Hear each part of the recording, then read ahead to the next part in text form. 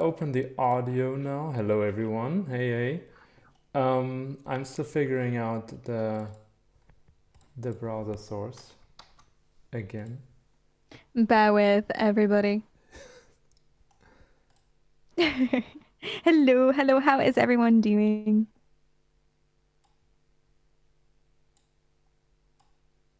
Audio check, testing. One, two, three. The music is way louder than the voice. I think that might be your Yeah, music, there's no Psyops. music. Or it's in your head. We did talk about going to therapy, did we not?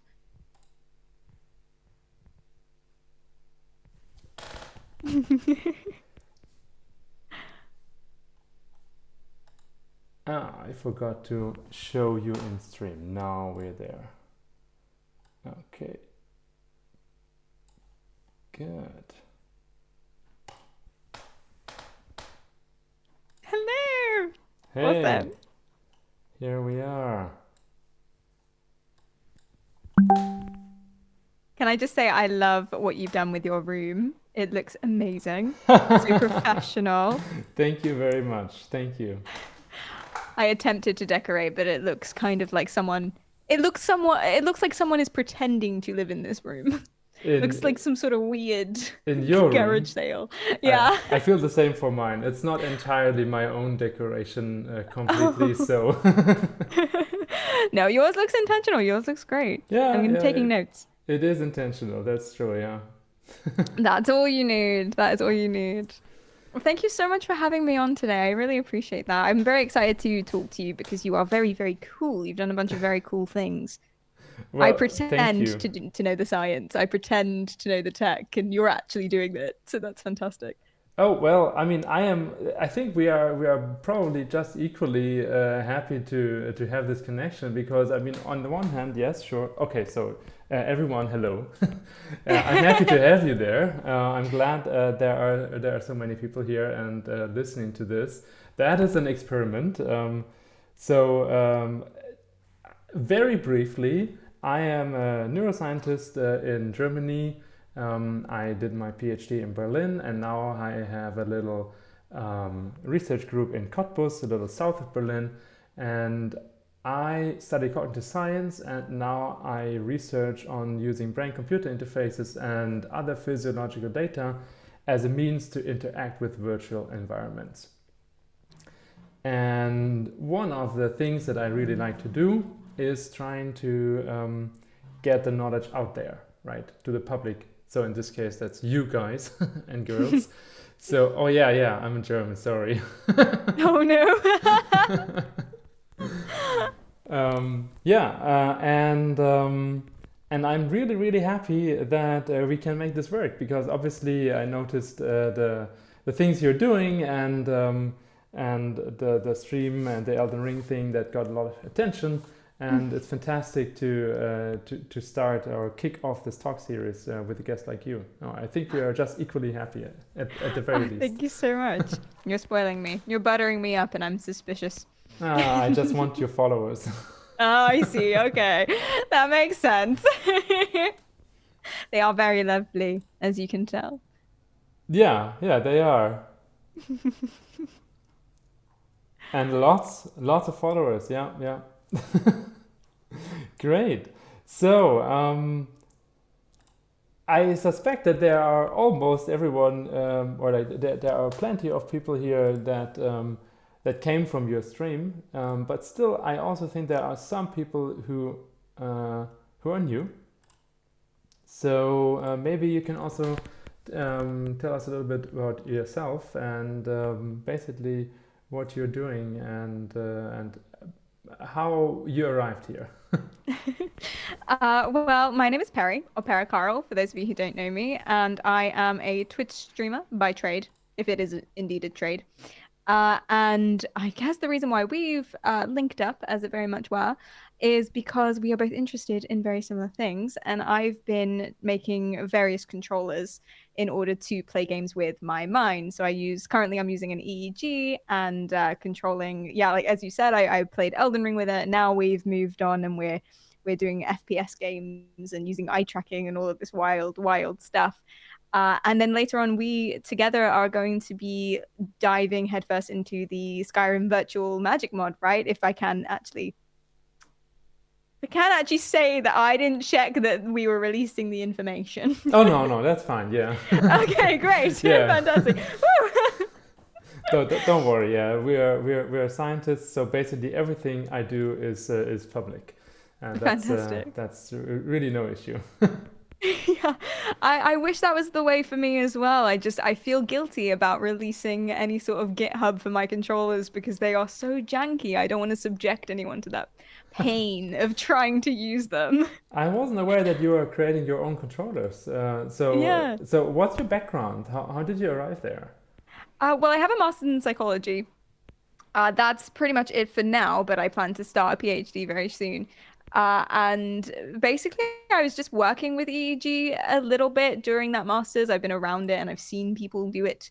And then one day I discovered that you could get these portable ones that were really little and they were Bluetooth and you could USB-C charge them. And I didn't know that was a thing. And they are very expensive, but they're affordable more so than the massive EEG medical machines. Yeah, absolutely. And I thought that's awesome. And at that time, I was already a psychology Twitch streamer, and we were talking about various different topics and things like that, and getting into the science of it in a semi-educational way. And I thought it would just make a really fantastic addition. So it kind of all spiraled. It snowballed, definitely. I started by just putting it on and showing my brain activity while we played horror games and things like that. And then I thought, hey, maybe you could keybind something and you could record your patterns and then keybind that. And maybe you could combine it with loads of other things. And maybe you could play games. Absolutely. Yeah, that's great. That's exactly how I started as well. But I'm just a few more years into the whole system, right? So I started my PhD in 2016. And when I started, actually, it was the year, or not even only the year, but the week of when the original HTC Vive came out. So I started together with the whole VR wave that rolled over the world at the time. So I just realized the chat is saying that your video is laggy. Ooh. And that's not your video. So I see your video perfectly fine. It's a relief for me. Yeah, so that must be something from Twitch in this case, right? Because it's also not my internet. I have like 250 Mbits. It's really, I don't know what it is in this case. Do you have any ideas, chat? That's usually what I ask when I have a tech problem. Guest star does that, they say. Oh no. That's unfortunate, Twitch.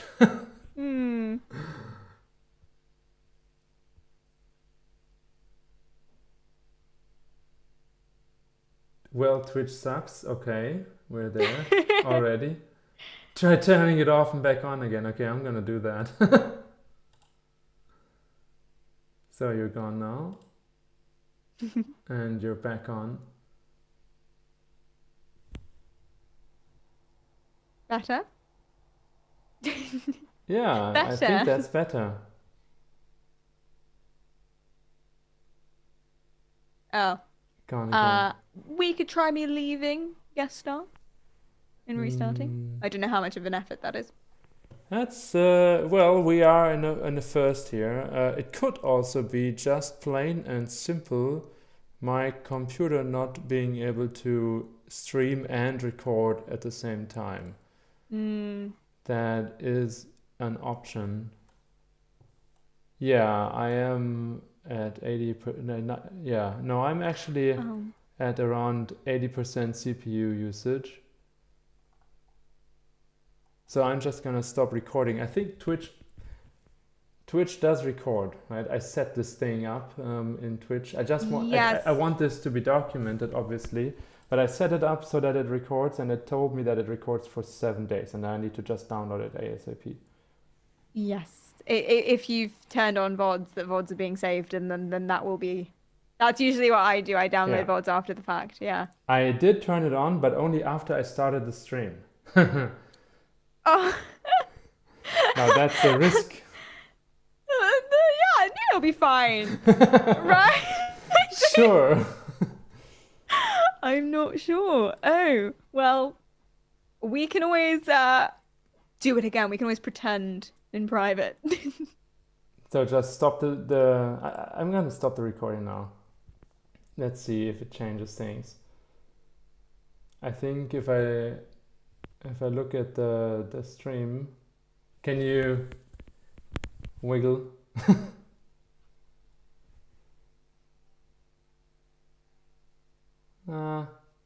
It's not great. Still not great. What's happening? I'm so sorry. Well, this is the first, so that's it. I think. We're troubleshooting. It's Yeah. inevitable. Yeah. And we tried it even, like we tested today, but I didn't test the frame rate. I just tested if it worked. I didn't see that. Yeah, I didn't notice at all if it was a thing before. I could stay perfectly still. That's a fantastic idea, Pizza. Yeah, that's great. If I stay perfectly still, barely move my mouth, just ventriloquist it, then no one will notice. Totally, perfectly normal behavior. I wonder what is that. Yeah, I really don't know. So on my PC, like in my OBS studio, you are moving just fine and no FPS issues. So it's really odd. So it's streaming, but I'm streaming smoothly on the website, and I'm streaming smoothly obviously on my PC, and you are also smooth on my OBS studio, but not on Twitch. So that doesn't make any sense to me. I don't understand it.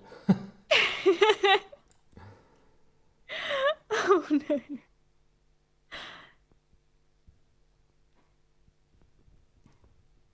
Or am I also moving? No, my frame rate is fine. Well,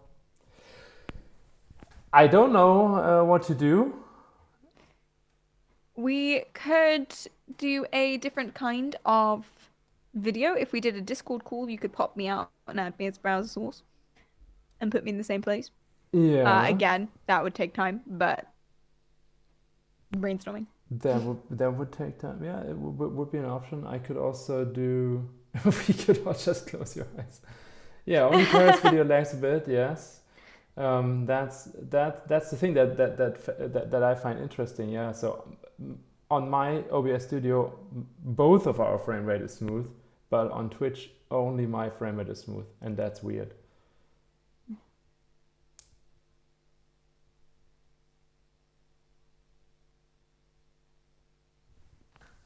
Bitrate, turning bitrate down.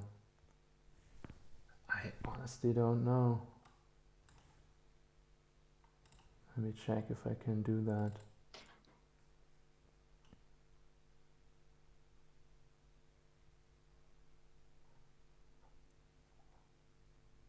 I don't.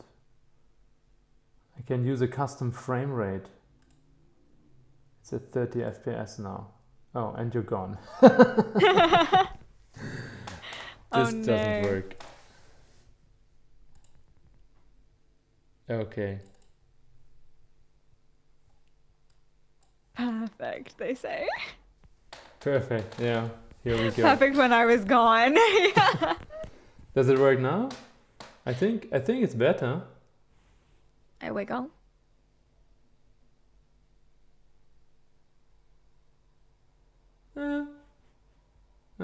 Okay, whatever. I think that's better now. So Yeah. let's just go with it. Yeah, funny, fun stuff. Okay. Well, yeah, I'm glad to have that out of the way. Thank you, everyone. And I'm also glad to have such an active chat here, because I really, I can't emphasize this enough, that is the particular reason why we are doing this today, right?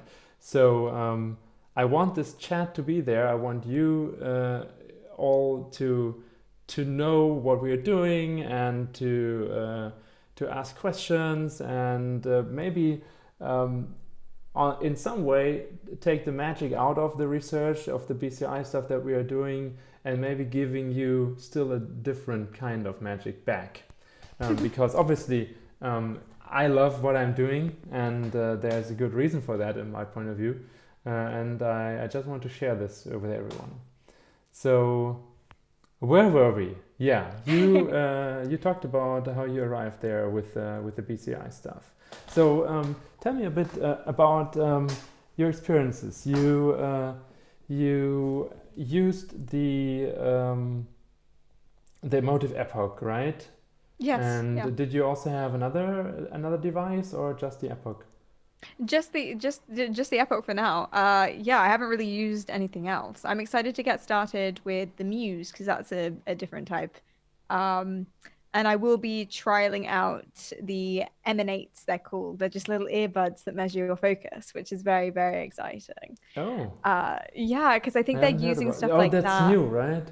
That's brand new, and they'll be sending me. They were going to send me a prototype, but now they're sending me the released version, which is going to be Ah, great. Absolutely. And yeah, I'm very excited to start using different kinds. But basically, pretty much, I've just been stuck on the Epoch. It was the first thing. It was. I did a lot of research. I did a lot of research. yeah. Actually, Mm. I also, when I was a student, I also worked with the Epoch Plus there in Tübingen, the Mm. Max Planck Institute, and it was absolutely horrible. Oh, really? That's why I wonder how it was for you. Yeah, it was. How long ago did you use it? Damn, that's 2015, so 8 years ago. Mm. Maybe it's better now. I haven't had much problem. It was a learning curve. Yeah, And there's a lot of things that make it not work. yeah, So I see that it's not easy. Often when people ask me, could this be fantastic for people with disabilities or other accessibility issues? My yeah, response is not currently as it is, because setting it up takes more dexterity, especially with your hands, than just yeah, using a controller. absolutely. So Yeah, it's not perfect. There are loads of other kinds. Someone was telling me about ones that were completely dry, and it was just something you stick on the back of your head. And the earbuds and the yeah. Muse. I have. Where is it? Is it here? No. Where is it? I have to search for. Oh, maybe I have it in the university. Ah, there's another headband similar in form factor as the Muse, but it has the electrodes on the back with gold-plated dry electrodes. But it didn't work as well as the Muse, I must say. So in the chat, Claysthenes. I'm just gonna not read your all's names. So question is, what were the deficiencies back then? So I think it was pretty similar to what you say. I wanted to use it as an event-related potential measurement device as a student project there, and it was really difficult to set it up to be connected um, to the streaming software that we're using and the experiment simulation, all that stuff, because they were very they didn't really want to give out their software development kit and stuff like that. It was really tricky to get Yeah, that. yeah, absolutely. They are a very small company, but I found that linking it to things you kind of are on your own. Yeah, You have to have kind of a degree in Python to understand it, yeah. which I didn't. Yeah. I knew how to code at the time, but I also had to Mm, code the eye tracking device application for our streaming software at the same time, and then it was all just very difficult. And then I tried to validate the device using my own brain, trying to differentiate between eyes open and eyes closed, which you yeah, probably know that that's pretty much a general thing that everyone has. Eyes open and eyes closed give you absolutely. different EEG signals. Turns out there's a small subset of the population that doesn't have that. Really? That Yeah, is news to me. That's yeah. fascinating. That was news to me as well, and it just didn't work for me. Then I validated it with a medical grade EEG, and I also had no different spectral power in the alpha band with eyes open and eyes Wow. closed. And then I realized, yeah, I just have that, but my brain just doesn't do it. Interesting. Yeah. That is fascinating. Is that linked to other things, do you think? Or just a weird brain activity situation? I mean that is absolute speculation. So Of I course. know alpha power is correlated, like resting state alpha power is Mhm. correlated with intelligence. So make what you want from that. If I don't have it, Lack of. Oh no. yeah. No, um, I'm sure that's not what it means. uh, That can't be. correlation is Not causation. feeble. Yeah. No, but I Okay. just honestly think like brains are weird, They and are weird. sometimes they're Yeah. doing stuff, yeah, Mm. like this. Yeah. So what usually happens, or what's supposed to happen, is you're supposed to have kind of a flurry of a different kind of brain activity, right? Like a lower one, and it's related to vision. Is that correct? Um, When you close your eyes. I think like I'm not, and like this is where we are, like this is, it's always a little tricky like in these kind of public talks. Like if I were in an academic setting, I would just say I have no idea, because that's the truth. Like I'm like, if from an academic perspective, I cannot comment on that because it's not my field of specialty. Like No, I mine yeah, either. exactly. But obviously there are some ideas that I have there. Generally speaking, alpha. So the it depends also on the area in the brain, right? The Yes. oscillation. Um, the alpha oscillation or the alpha or mu rhythm is generally assumed to be some sort of idle rhythm. So where neurons are stimulating very close by neurons just in sort of like an idle loop. They're just making sure that everything is generally awake but not Mm. doing anything. And that is comes up in this kind of like 12 milliseconds circle, which boils down to the literal length of the neurons and how far they are from each other and so on and so forth. Um, Interesting. and then if you're going to gamma range, for example, that is there are some assumptions that this is some even more local stimulation, and then it becomes not an idle loop anymore, but then it becomes a stimulating loop, for example. But gamma Mm. is also very, very difficult to measure in EEG because it overlaps with muscle activity, and Yeah, there's true. always a big risk of conflating that. Yeah, the first time I was looking at my brain activity with the emotive, I couldn't figure out why there was such a flurry of gamma activity, really the high frequency activity. I couldn't figure out why that was happening, and I thought there was a problem or one of the electrodes was broken or Yeah. something like this. And I only realized right at the end that I was subconsciously tapping my foot, and it was Ah. that muscle movement that I wasn't even aware of Yeah. that was causing this activity. It's wild. Yeah. Brains are magic. It is Yeah. all magic. Yeah, someone is asking what are my eyelids made of that they interfere with EEG readings. Well, the eyeball is the point, not the eyelid. So the Mm. eyeball is a dipole, which also, when it moves around, it creates electrical fields. And when your eyelid closes, it so there's a constant electric charge between the cornea and the back of the eyeball. And if your eyelid closes, then it dissolves some of that charge, and that generates a very quick, very short burst in electrical field power. Hmm. That is why eye movement is interfering a lot with EEG as well. But it's Yeah. mostly in the lower frequencies, something up to also alpha power actually, more in the lower range, maybe up to 7 hertz, but also going up to 15 hertz. That's 15 cycles per second in this case.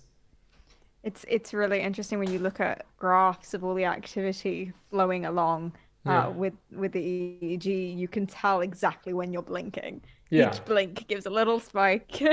yeah. That's very very easy to see. Yeah, blinking is Yeah. extremely easy to see. That's what I do sometimes when I'm playing games. If I'm trying not to do the pattern of brain activity or imagine that thing that I've trained up to push a button, I will Yeah, blink just loads of times. I'll just keep blinking so that it keeps yeah, throwing it off. So it can possibly misunderstand me and yeah. accidentally shoot someone in the face. Yeah, so tell me That about it. happens more Like, than you think. how did you create this connection with Elden Ring? And did you do all the software yourself there with the SDK, or how did it go? Did they give that to you, or?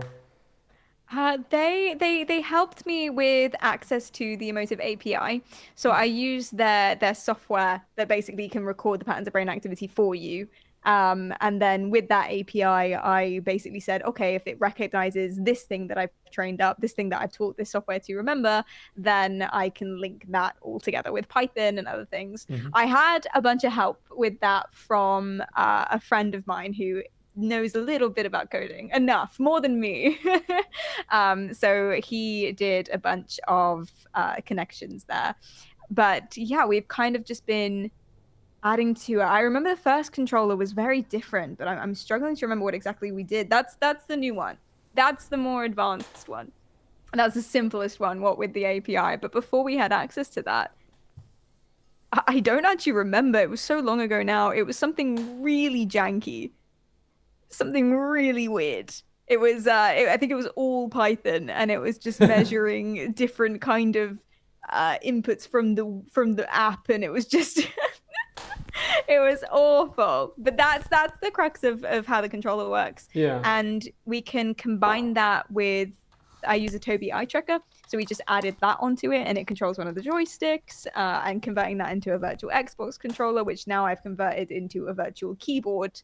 So it's loads of things happening at once to play Valorant.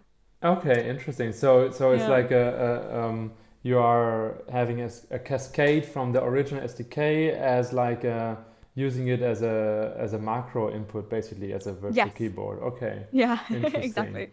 Yeah. It And did you yeah. create your own classifier or training like different mind states for the emotive, or did you use the predefined versions? It's all predefined versions. I just use their BCI for Yeah. that. That was pretty much it. They're quite good. That's why I chose Emotive because it kind of had all that set up for you. Yeah. Not the connection to the games. You can do anything with it so far with from them.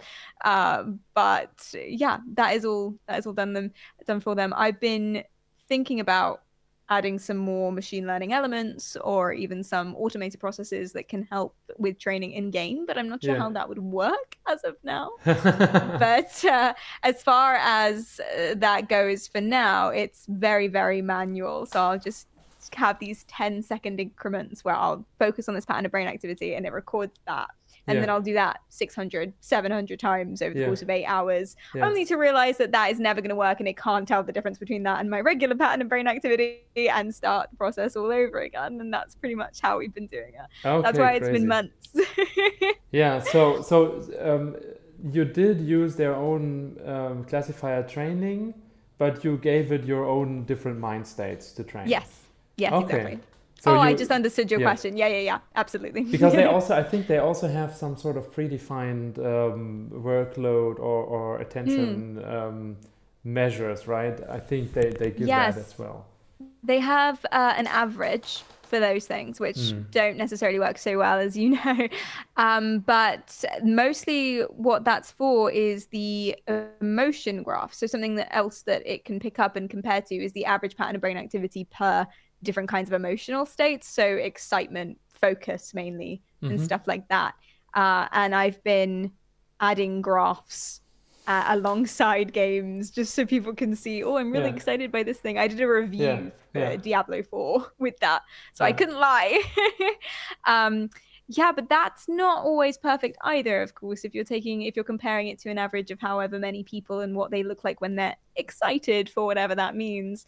Um, which is why the Muse seems very interesting because that is a different kind of EEG that also integrates heartbeat and blood is it pressure as well, or is it breathing and It's things like that? polyplethysmography, which is Mm. low infrared light that is also affected by blood pressure, or basically by the iron in the blood, and that means it does find blood pressure and also changes in blood pressure, which can then be interpreted as heart rate.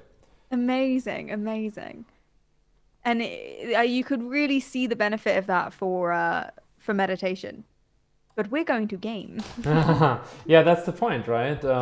That's the interesting question. Can you actually use this stuff as a gaming input, right? You used it for flat screen games so far, and Yeah. I am a firm believer in the fact that VR is the future. Generally speaking, I also see that flat screen games have their place, obviously, but. We're not there yet with VR, but I really like VR. I'm also deeply rooted in the VR community in Skyrim, so I'm a moderator there of the subreddit as well.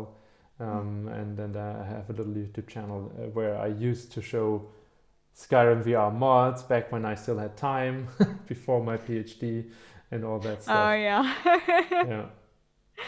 That is it's so exciting. I love VR as well. I see totally what you mean.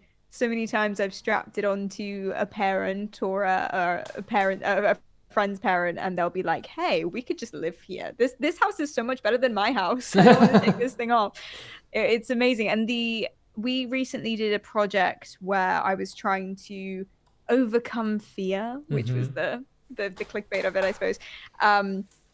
But the potential for things like exposure therapy in the therapeutic setting is amazing, is wild. Yeah. Yeah, I yeah. think there are also a few therapeutic real applications for that nowadays. I think, for exposure therapy, PTSD, stuff like that. Yeah.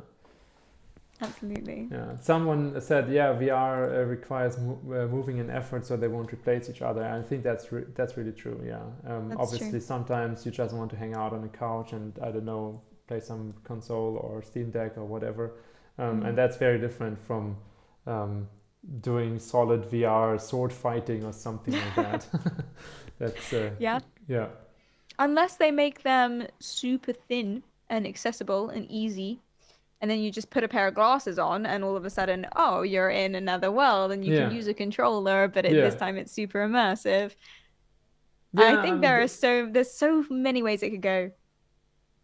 Yeah, absolutely. There are some. Do you know the Big Screen Beyond VR headset at the moment? Have you heard about that? I've heard of it. I don't know anything about it. Yeah, it's a super small and lightweight VR headset. It's actually only 117 grams, like a bar of chocolate, basically. That's like the rest of the VR devices are all in the several hundred grams, even the light ones. And they are doing it by basically taking everything out that isn't strictly necessary. And it's also molded basically to your face, so you have to have a face scan using an iPhone. And then no one else can really use it other than you. But it's perfect for your own face. I'm really tempted in getting one, but I can't justify it for now. Oh wow, that's amazing. That's not what I thought that was, actually. Do you think the molding to your face thing is a money making? So everyone, no? No, I think it's actually they would rather not have it like that. I think, but it's necessary in order for it to be really as close to your eyes as it's possible. Because obviously it's a threshold for customers, right? They need an iPhone, or they need a friend with an iPhone or something like that, and then you can not share it with anyone. Like if you have friends coming over, they can't try it out and stuff like that because the pupil distance isn't the same. So it's really it's a very special device, but it sounds very good from what the reviewers say. Yeah, and it's amazing how quickly these developments have come out too. It's growing so fast, the technology. It's very, very exciting. Yeah, absolutely. Yeah, and I think like if you're thinking about what VR has to offer as a world that you can change and adapt based on your mental states and physical states, that's really a completely untapped technological advancement at the moment, right?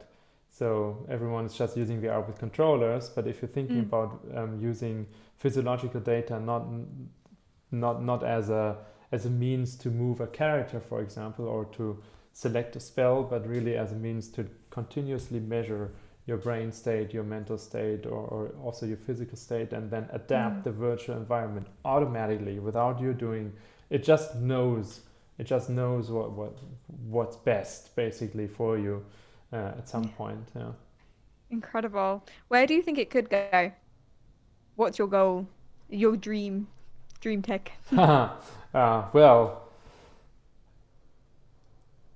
basically that, yeah. Basically that. This idea that we will have these virtual worlds that just seamlessly integrate with our minds, like our bodies. You can use it for entertainment, for games, like I don't know if you know Viva la Dirt League. It's a YouTube channel for basically just gaming content. They have a little video about um, someone learning a new magical school and spells and stuff like that.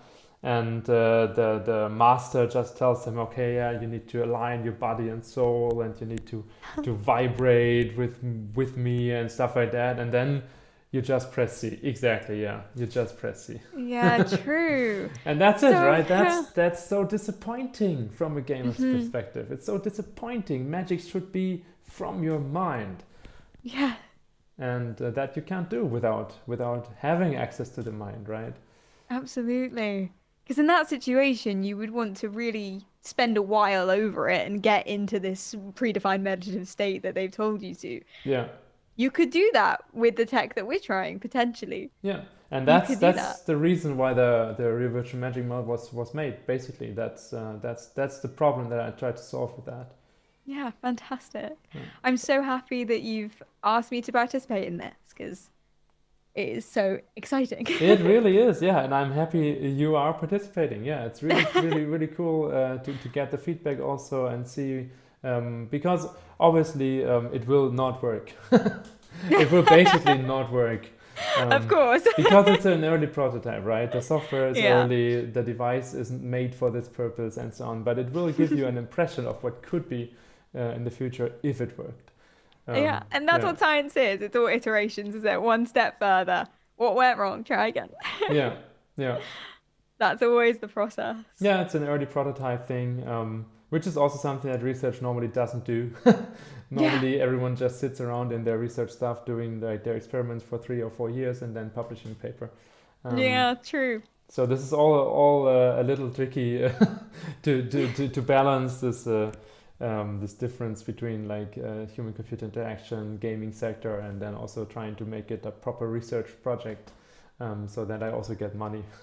Because I need We to like get money. Yeah. Money Not for helps myself. science. Yeah, exactly. Not for myself, but for doing research projects. Very, very important. Well, Yeah. especially if you're in the forefront of technology as well. It's not cheap. No, no. No. Although I must say that the stuff is really getting much cheaper. When I started, 2016, we had a virtual reality lab space that we started with an original Vive, with an eye tracker that was included back then by the company SMI, which was then later bought by Apple, and now it's probably doing that Vision Pro stuff.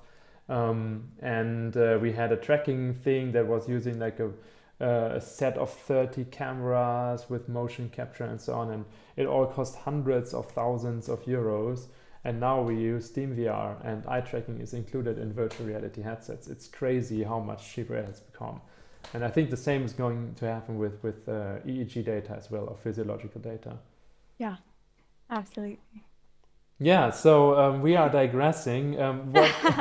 What do you think actually, like with the experience that you have now, with the difficulties that you had, what do you think is possible for gaming using these BCI devices? Oh, I mean, it's so hard, as you say. I saw you also take a beat and be like, oh my. Honestly, the things that I think of when I think of where we could go is I think you've taken it many steps further than I do. I always think of focus and how to improve other abilities. So using Mm-hmm. it as a tool to Mm-hmm. improve uh, other different types of mental ailments, such as symptoms of ADHD or focus in esports gamers, for example. Like a I said real. I was going to say real sportsman. Esports is a sport. Yeah. Esports is a sport. Don't come for me. But athletic people, they look over how they performed and they do the same thing over and over again, and they will record it, and there'll be a coach that pinpoints exact things and exact from, oh, your elbow was a little bit wrong there, oh, you veered off the track. I don't know, you can tell I don't do sports, but if you could do that by measuring where you're looking and measuring your brain activity and measuring where moments of panic happen and things like that, you could really, really become so much better at so many different things. I think, Rule, you put in the chat, VR could change the field of mental arithmetic. And that's kind of the thing that I'm saying as well, using it as a tool to fix or improve skills beyond what we could possibly do now. We could become superhumans within our own rights. Yeah, yeah. I mean, we are already superhumans in comparison to 20 or 30 years ago, right? Exactly. I mean, yeah, it's, thanks to technology. yeah, it's crazy. When I was born, there was no internet. I mean, it existed, but it wasn't available, really. And there were no computers. And now we are strapping screens with tens of millions of pixels in front of our eyes. It's crazy to think about it. Definitely. I always think about that all the time, how people access knowledge and how much more we must know and how much smarter we must be and logical and put together, and how broad our depths and our fields of knowledge must be now than they were before. Without the internet, how could anyone possibly know anything? There was so much information. I can't conceptualize. Yeah. If I think about my PhD thesis and I'm like, okay, now write the whole thing without internet, that's just a no. That's just no. You can never just Google anything. Yeah. You would have a disagreement and an argument with friends and family over what was the right answer, and you could never actually find out unless someone went to the library or spoke to a teacher or something. And libraries, Yeah, I think I haven't read a single book for my entire PhD thesis. I've read many papers, obviously. Tons from of them, the internet, but all digitally.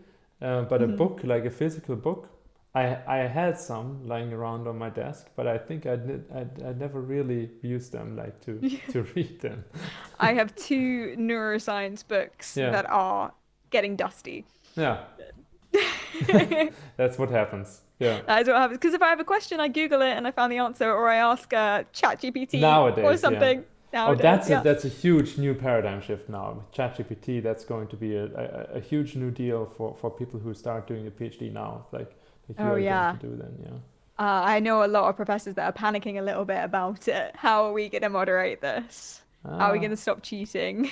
I find it very, very interesting. It's going to be like, we are completely off topic now, but ChatGPT is a huge topic in academia nowadays.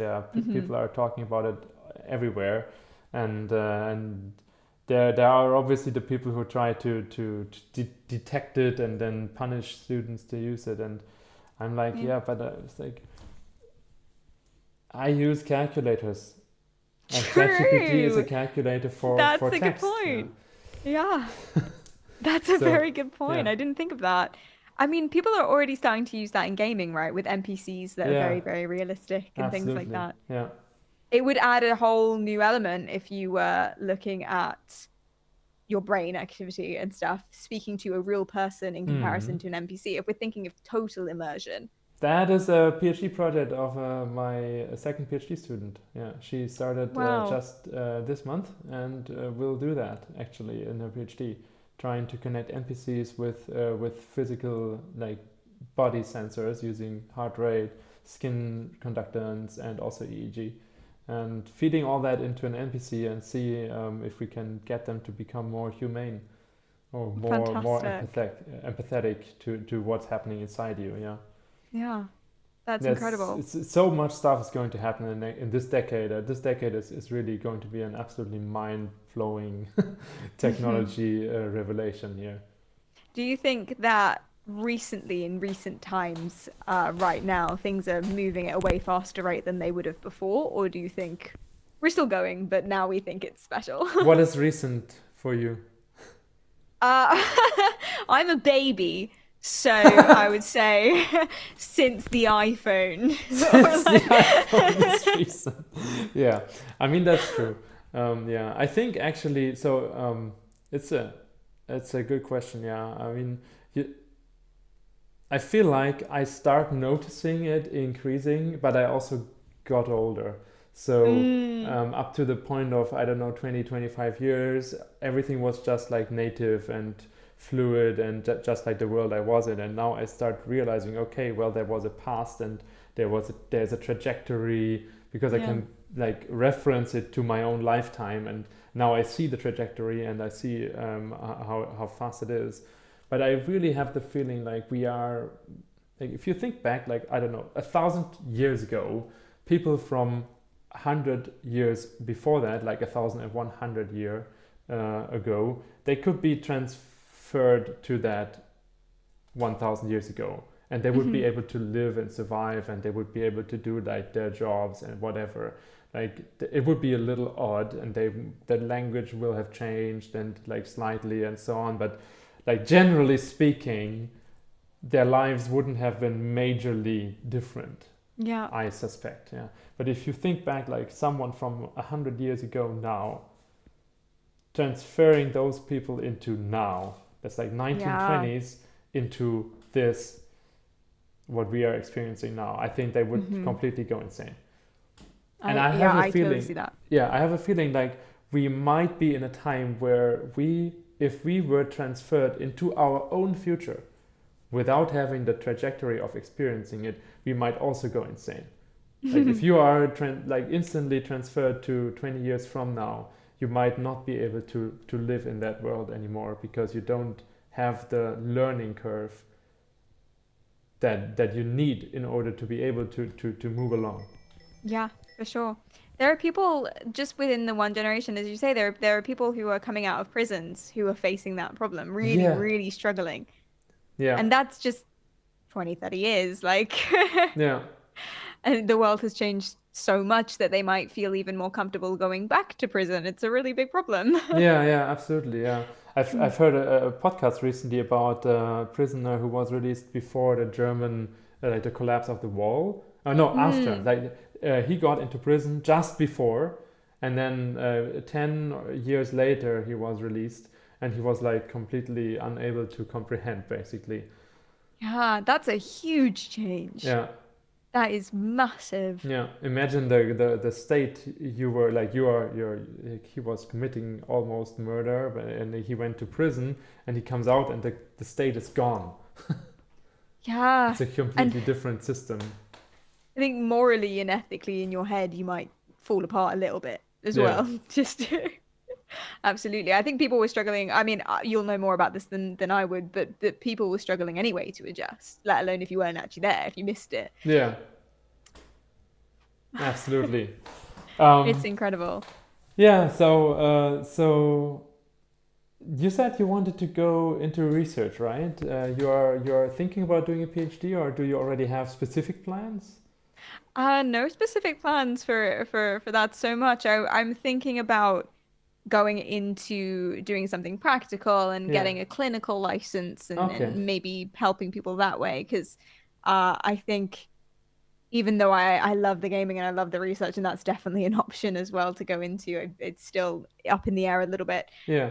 Uh, I think one of the massive benefits of this technology is truly, truly helping people with mental health problems. I Mm-hmm. mean, it's one of the areas that is so behind, and I think if we're going to accomplish anything, we need to catch up, I Yeah. suppose, to physical medicine should be on par with mental health medicine, and I think Yeah. it would be one of the most impactful things you could possibly do. Yeah. And it's so close. We're so close to being able to understand these things and be able to find more ingenious treatments for them. They're using VR to help opioid addiction, and it's Mm-hmm. working, and it's fantastic. And the exposure therapies, and now with this stuff, the meditation and the monitoring your brain activity, monitoring your physiological things, and engaging with NPCs and having that human contact could be amazing as well with AI and stuff if you feel uncomfortable talking to people in real life or you don't have anyone to reach out to. Instead of going to weird uh sexist boys on the internet and listening to their podcasts, you could instead talk to someone neutral with a little bit of empathy. Yeah. Yeah, And that would just absolutely. Yeah. be, instead of going to a life coach who's going to prescribe you crystals, you could talk to someone who has some sort of Yeah. knowledge. Yeah. Prescribing crystals. Yeah. I mean, yeah. Yeah. It's really, yeah. It's a great application of VR and also physiological data. So you're interested in becoming like a therapist in this case, or like doing a real like clinical trajectory there? Yeah, I think so. I think Fascinating. going into something like that, maybe with Crystal or crystals? Well, don't prescribe crystal, I hope. oh no. Yeah, I mean, it would help with the opioid addictions, give them something else, something Yeah, different. absolutely. That's what they did before. I can't remember when or what the context was, but in some town, somewhere at some time, didn't they release snakes to help a rat problem? And then they released another animal to help the snakes. It's like a Yeah. Spanish town. Is it ringing a bell? I think I'm giving you so I've little heard about that. information. Yeah, no, I know this. I know this. I've heard about that too. Yeah. Same sort of thing. Yeah. Why would you have an addiction when you can have another addiction? Oh, Sure. two for the price of one. Fantastic. Yeah. I wouldn't recommend it though, I think. No, no, it didn't work out for this miscellaneous town in the past. So Sounds like a Florida thing. Maybe. everything happens in Florida. Yeah. Sometimes I talk about true crime and things like that on my stream, and the amount of random serial killings that go on in Florida and weirdly Ohio is Ohio. excruciating. Okay. It's always those two. I don't know why. Yeah, Florida is an interesting place. We need to strap EEGs on their heads Yeah, there are a few and people see. researching Florida, yeah, also with mobile EEG. Dan Ferris, Really? for example, yeah. Because of the reputation of Florida or just No, just coincidentally? because he's there, University of Florida. Ah. I don't know why he's there. Probably because he likes the weather or whatever. Um, Some people do love it. Some people swear by it. yeah, absolutely, yeah. And And I've alligators. never been. Yeah. Two places to avoid, yeah. Florida and Ohio, Yeah. maybe. Yeah, I'm actually planning to go to Florida. I'm just writing a paper right now to apply for the IEEE VR conference, which will be in Florida next year. Oh, fun. Yeah, and I want to actually publish the whole intuitive XR suite and the Real Virtual Magic mod there. But it's a little tricky because I didn't do a proper validation study yet. Because I was looking for expert Skyrim players on my Discord to play, and I just didn't get enough feedback to do a proper validation study. I didn't have the time to do a study here at home, and now the deadline is approaching as it always does. So yeah, I'm just trying to squeeze in the stuff that I have, and then we'll see what the reviewers say. Oh, well, exciting. Yeah, Hope you get it done in time. yeah. I keep giving deadlines to myself. I don't envy people who have actual deadlines with Yeah, scary people who will tell you off. yeah, but then on the other hand, the flexibility in science also means that it's kind of good if you have an external deadline, because otherwise it's easy to just True. postpone stuff to some time. It's a problem for future Marios. Yeah, absolutely, absolutely. Um, Researcher, this is a target-rich environment. yeah. Oh, that's amazing. Why he's there? He's obviously a serial killer. I'll ask Dan next time I see him. I was gonna say actually, two places to avoid unless you're a serial killer, in which Yeah. case go. Well, if they're in the news, that means they got caught. So maybe Or not. they are in the news as an uncaught serial killer, right? You could also make news there. True. Yeah. That's Although I fun. think news are trying to limit that nowadays, to not give them a stage, yeah, to to take that from them. I think that's good. Yeah, and not call them something so cool. Yeah, Zodiac. That's yeah, so amazing. yeah. I want to be like that when I grow up. Oh no. Oh dear. Yeah, I was just thinking. Actually, I had already plans to announce the next guest for this IXR talks Hmm. here, and you will actually be interested in being there too. I think, or yeah, just checking it out because it's a scientist who also worked with neurofeedback and then did a PhD in a clinical setting, also psychologist with schizophrenia and Hmm. biofeedback of heart rate for schizophrenic patients. And now he is a therapist for PTSD and generally veterans in the German, like from the German army. So that might Wow. be rather interesting. Pretty much exactly what you said, like could be done with physiological data in VR and so on. So yeah, Yeah, that is excruciatingly interesting. I would absolutely, yeah. definitely be by. Is that next week? Unfortunately, no. So I know that um, I know that he's up for a talk and everything, but everything is just being set up at the Ah, moment. I I see. mean, we are still like figuring out frame rates of the stream. I will announce the date as soon as I know it. But I like considering the stream as a whole. I would like actually to have a weekly schedule, but it won't always be people like who are there. Mm. But maybe I'll also do like stuff like doing data analysis as a live stream and explaining what EEG data even is, Yeah, stuff like that. Yeah. I So would love that. I would love to to come along and learn more about that. Absolutely. right. Yeah. That's great. That's great to Yeah, hear. it's a Yeah. good idea. It's fantastic. Yeah. Yeah. I feel like people are afraid of the wrong things regarding EEG. Someone before also in the chat said, "I hope brainwaves are not used in the future as a lie detector." Um, that's it's really interesting, right? Because in order for that to work, you would have to like it's very difficult to get that to work to extract Hmm. information without their consent and without them like without the user playing along because it's Yes. very easy to disturb EEG signal. You just need to blink.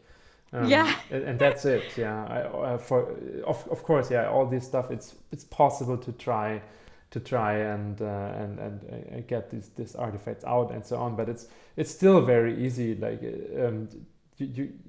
EEG signal is very delicate and very easy Yeah. to disturb.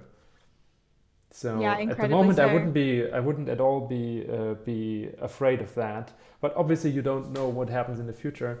But then I would be more afraid of things like privacy, not in law or something, but in like if you think about Meta or Apple, just adding physiological data to their devices, and at some point they know where you look at, they know what your heart rate is doing. At some point, they Mm, might even know what your mind is doing, and you are playing along because you don't realize what they're doing, because you don't feel a threat, because they are packing it in a fun game, which is basically what I'm doing with the RVM mod, right? So they're like yeah. it can be packed into a fun, a nice experience, and then at the same time you can still record all that data that gives you access to things like easily, probably very easy to detect sexual preference or other things like that. So all that stuff is basically forbidden, but it's Yeah. very easy to do. And if it's very easy to do, I wouldn't trust Facebook Meta too far. No, not at all. Not even slightly. Because it's so easy to do that someone will do it. And yeah, there is the potential for everything Yeah, for it to be used for the wrong reasons. absolutely. Always. But we can't concern ourselves too much as the people gaming. We must focus on the positive. We must not let that stand in the way of the pursuit of knowledge, I Yeah, suppose. yeah. Yeah, but for scientists, I think that's also something that we have to keep in mind, right? For Hmm. example, like in Germany, we are currently starting up a network of PCI researchers that is also potentially in contact with the government and so on to advise and guard potential laws and so on, to explain what's possible and what's not possible Yeah. and so on. So I think that's also a responsibility of people who are experts in the field, like Hmm. scientists, so that they should also explain the risks and so on. There's a Yeah. question here in the chat. Question to me: has someone already done some comparisons in terms of EEG data from people seeing very similar, ideally identical virtual versus real environments? Mm. So the visual impression, I would. So I don't. I'm not aware of such a study, in the sense that. So if you're thinking about the EEG patterns of getting visual input from a VR environment versus visual input from a real environment, we can probably safely say that there is more going on in reality than in virtual reality, just because there is Mm. more. If you walk, if you cross a street, there's already so much input in comparison to Yeah. VR. But I wouldn't think it's that different. And that's basically the assumption also of the research that we were doing here in Berlin. Professor Gramann, who is my PhD supervisor, like we were or are still using virtual reality as visual input for participants in experiments, because it's a nice intermediate step between going from like a seated, very structured, very controlled experimental setup, which might give you great insights that you can easily control and validate, but it's not easy to apply that knowledge to reality. And Mm. then you have reality on the other hand, which is like excruciatingly chaotic, and no one can solidly analyze that data so far. We are trying that and so on, but it's just so much going on that's very difficult. Mm. And then VR is that nice intermediate step where you can control the environment, you can change aspects according to your experimental paradigm and so on. But still, it's a 3D virtual experience that is so close to reality that you can basically take it for visually sparse environments. You can still take it as probably similar enough that it doesn't make a difference. Yeah. Absolutely. Actually, the biggest issue is not the amount of stimuli in reality. So there was a comment in the chat, but the biggest issue is getting the timing of those stimuli. So you need to know what happens when it happens at all times, because then you need to overlay these stimuli with the EEG, and then you can take an average of, I don't know, 50 times the same stimulus, and at some point you realize, okay, well, there's a certain EEG pattern regarding that stimulus, and that doesn't exist regarding to another stimulus. For example, faces. It's very easy. They're like, our brain is hardwired to see faces, and that's something that you can see in the EEG as well. But then again, you don't know when someone looked at a face if you don't have a stimulus, like a timing, a precise timing. And we're talking about milliseconds accuracy there. So that's very difficult to do in real life. And people have to resort to all kind of new, different kinds of analysis techniques, trying to figure out what happens during an eye blink, or shortly, like in a few hundred milliseconds after an eye blink, stuff like that. So that's actually the biggest issue if you're going to real life EEG analysis. So fascinating. I wonder, I would love to get your opinion on those. I don't know if they're studies or not, but those reports of people being able to recreate music and images and Mm. words and things like that from, I don't know if it's EEG or fMRI or something like that. I don't know a lot about it. What is your thoughts if you heard? So again, from a science, from a scientific perspective, I can't comment on that. I have read a few of these papers, and I think like the stuff that I've seen is kind of leveraging now generative AI, for example. So they are using stable diffusion and trying to generate images based on like hijacking that knowledge of image generation. And the stuff isn't always too convincing for me, but there's probably something. It's probably doable to do something like that. What I can say for sure is that speech word generation can now be measured from the brain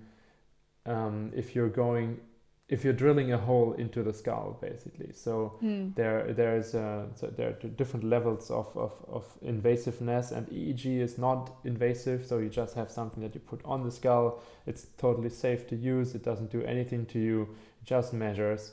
And fMRI is similar, but it's very stationary. It's also very annoying and loud, but it doesn't do anything to you. It's harmless. And then if you really want to go into the brain, then you need to open the skull, and then you can either put electrodes on the surface of the brain, like on the external part of the brain between the skull and the brain tissue, or you really like have tiny needles that you put into the brain. And there were recently just not long ago, like 2 weeks ago, I think, there were 2 new Nature papers out there who at the same time basically did the same thing, because it was a consequent next thing to do. They used these kind of intracranial EEG, both of these types that I just discussed, and they used that to measure the muscle activity of the speech apparatus. So it wasn't actually the thought. They didn't measure the thought, like the spoken thought, but they measured the imagined mouth movement. Yes. And they were able to recreate speech from that. And that worked very well, like 4 times faster than anything before. It's a very limited subset of the population for which this is relevant, but this is definitely something that can be done, has been proven now. Yeah, that is, I saw that. That was extraordinary. I, I think it's not necessarily what people expected or what they wanted potentially, but it could be good enough in application. Yeah. That's all you would need. Yeah, it So long as depends it's a something lot. that Yeah, worked. yeah. I mean, Yeah. I think like there's a big difference between trying to use BCI as a means to improve the lives of those that have some sort of disabilities, that it could could be like paraplegic, speech reconstruction, controlling devices, stuff like that. That's very different. Or also stroke rehabilitation. There are very important and great applications of brain-computer interfaces, but they are totally distinct from trying to apply BCI technology for everyday people in their everyday lives. That's a whole different ballpark of issues that you have there, and thresholds that you need to overcome and prove that it's worthy of spending time and money for that for the end user. Like, why would like the people here in the chat, why would you all buy a brain-computer interface now? You don't have there's no application that uses it. The device is expensive, and that's it. Yeah, so you wouldn't spend the money on that because there just is nothing to do with it. And that's basically a hen and egg problem. Yeah, you have to have the hardware manufacturers providing the devices for cheap, but they won't do it because they know they can't sell it because there's no application.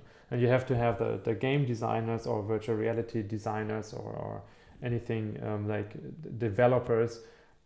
They will have to trust the hardware manufacturers that they will eventually make it cheap, so that if they make a game using the device, then they will be able to sell their game. Because otherwise, why would they do that? Why would they make a device? Why would they make a game? and then the user, it comes back to the user again, who doesn't even know what's possible because there is no one doing it so far. Yeah. And that's really where this project, like your project, and the Real Virtual Magic project, comes into play, right? We are proving like the principle that it's possible to do that and use this technology for something that's interesting and worthwhile. Yeah. So I'm so happy to be able to help to try and spread the word a little bit and see if we can get something good out of it and something that works really, really well. Honestly, I think you are, to my knowledge, the person with the biggest outreach using a BCI for end users. I'm not I've kidding. not seen anyone else Yeah. so much actually. Yeah. Not at least in gaming or on Twitch, No, I which don't is think so. upsetting. Yeah. Yeah. I mean, I am currently I'm trying to help a variety of other Twitch streamers and YouTubers get into it as well for their particular games that they're playing. So we are trying slowly to spread it out, and this is going to be really, really cool. Yeah. Especially something with using something a little bit more accessible like the Muse. The EEG is never going to be as good. There's only what is it, like a few electrodes or four electrodes, so it's not going to be as accurate or it's not going to be as applicable. But if it's cheaper and easier to put on, requires less dexterity, and it works so well with these mods, then that's something that's definitely really, really doable. Because I think VR didn't really become popular for the user until it got into that format where you could just get one and strap it on and you didn't have to worry about it too much. I still look at them sometimes. I have an Oculus and I look at it and it's so compact and so well put together that I marvel and I wonder what the first one was like. Do you know? We had an Oculus DK2 in our lab in Berlin. The form factor isn't too different at that time, but the screens are useless in comparison. They have you can see every pixel, like the size of your fingertip or something, like of your fingernail. It's no. It's really just like a general proof of the fact that it can be done, but it had no real use case. But and I mean the OG Vive was. But they were so big and so weighty and so on. But still, like if you're looking at the Pimax VR glasses, they are bulky, extremely bulky, very very heavy. But there still are users out there that love them, and for good reasons. Yeah. That's why this is so exciting, because we are kind of in that stage. We're in that era, and you can see where it's going to go. I mean, I know people who are integrating EEG with XR as well, as you were talking about at the beginning of the stream with using body movements, and you don't need controllers and gloves and things like that. And it's all coming together, and from a lot of different angles, from a lot of different sides. You can really see, and I think you're completely right that VR in terms of technology is the next, or currently is the big thing, the next big thing, and that's where everything's going to go. And it's such amazing. A perfect match with physiological data. Absolutely. Not even only BCI, right? You can also use things like if you measure your forearm muscle activity or your biceps muscle activity, you can imagine playing a barbarian who in order to go enrage and do double damage for a while, they really need to flex their muscles and go enrage, like pump their heart rate up and stuff like that. So there are really like many cool things that you can do, and we haven't even like all that stuff that's currently out there. Also our Real Virtual Magic source stuff. It's really just scratching the surface. There's so much out there that can be done, and that's exactly why it's so important to have people like you who try it out and just do it and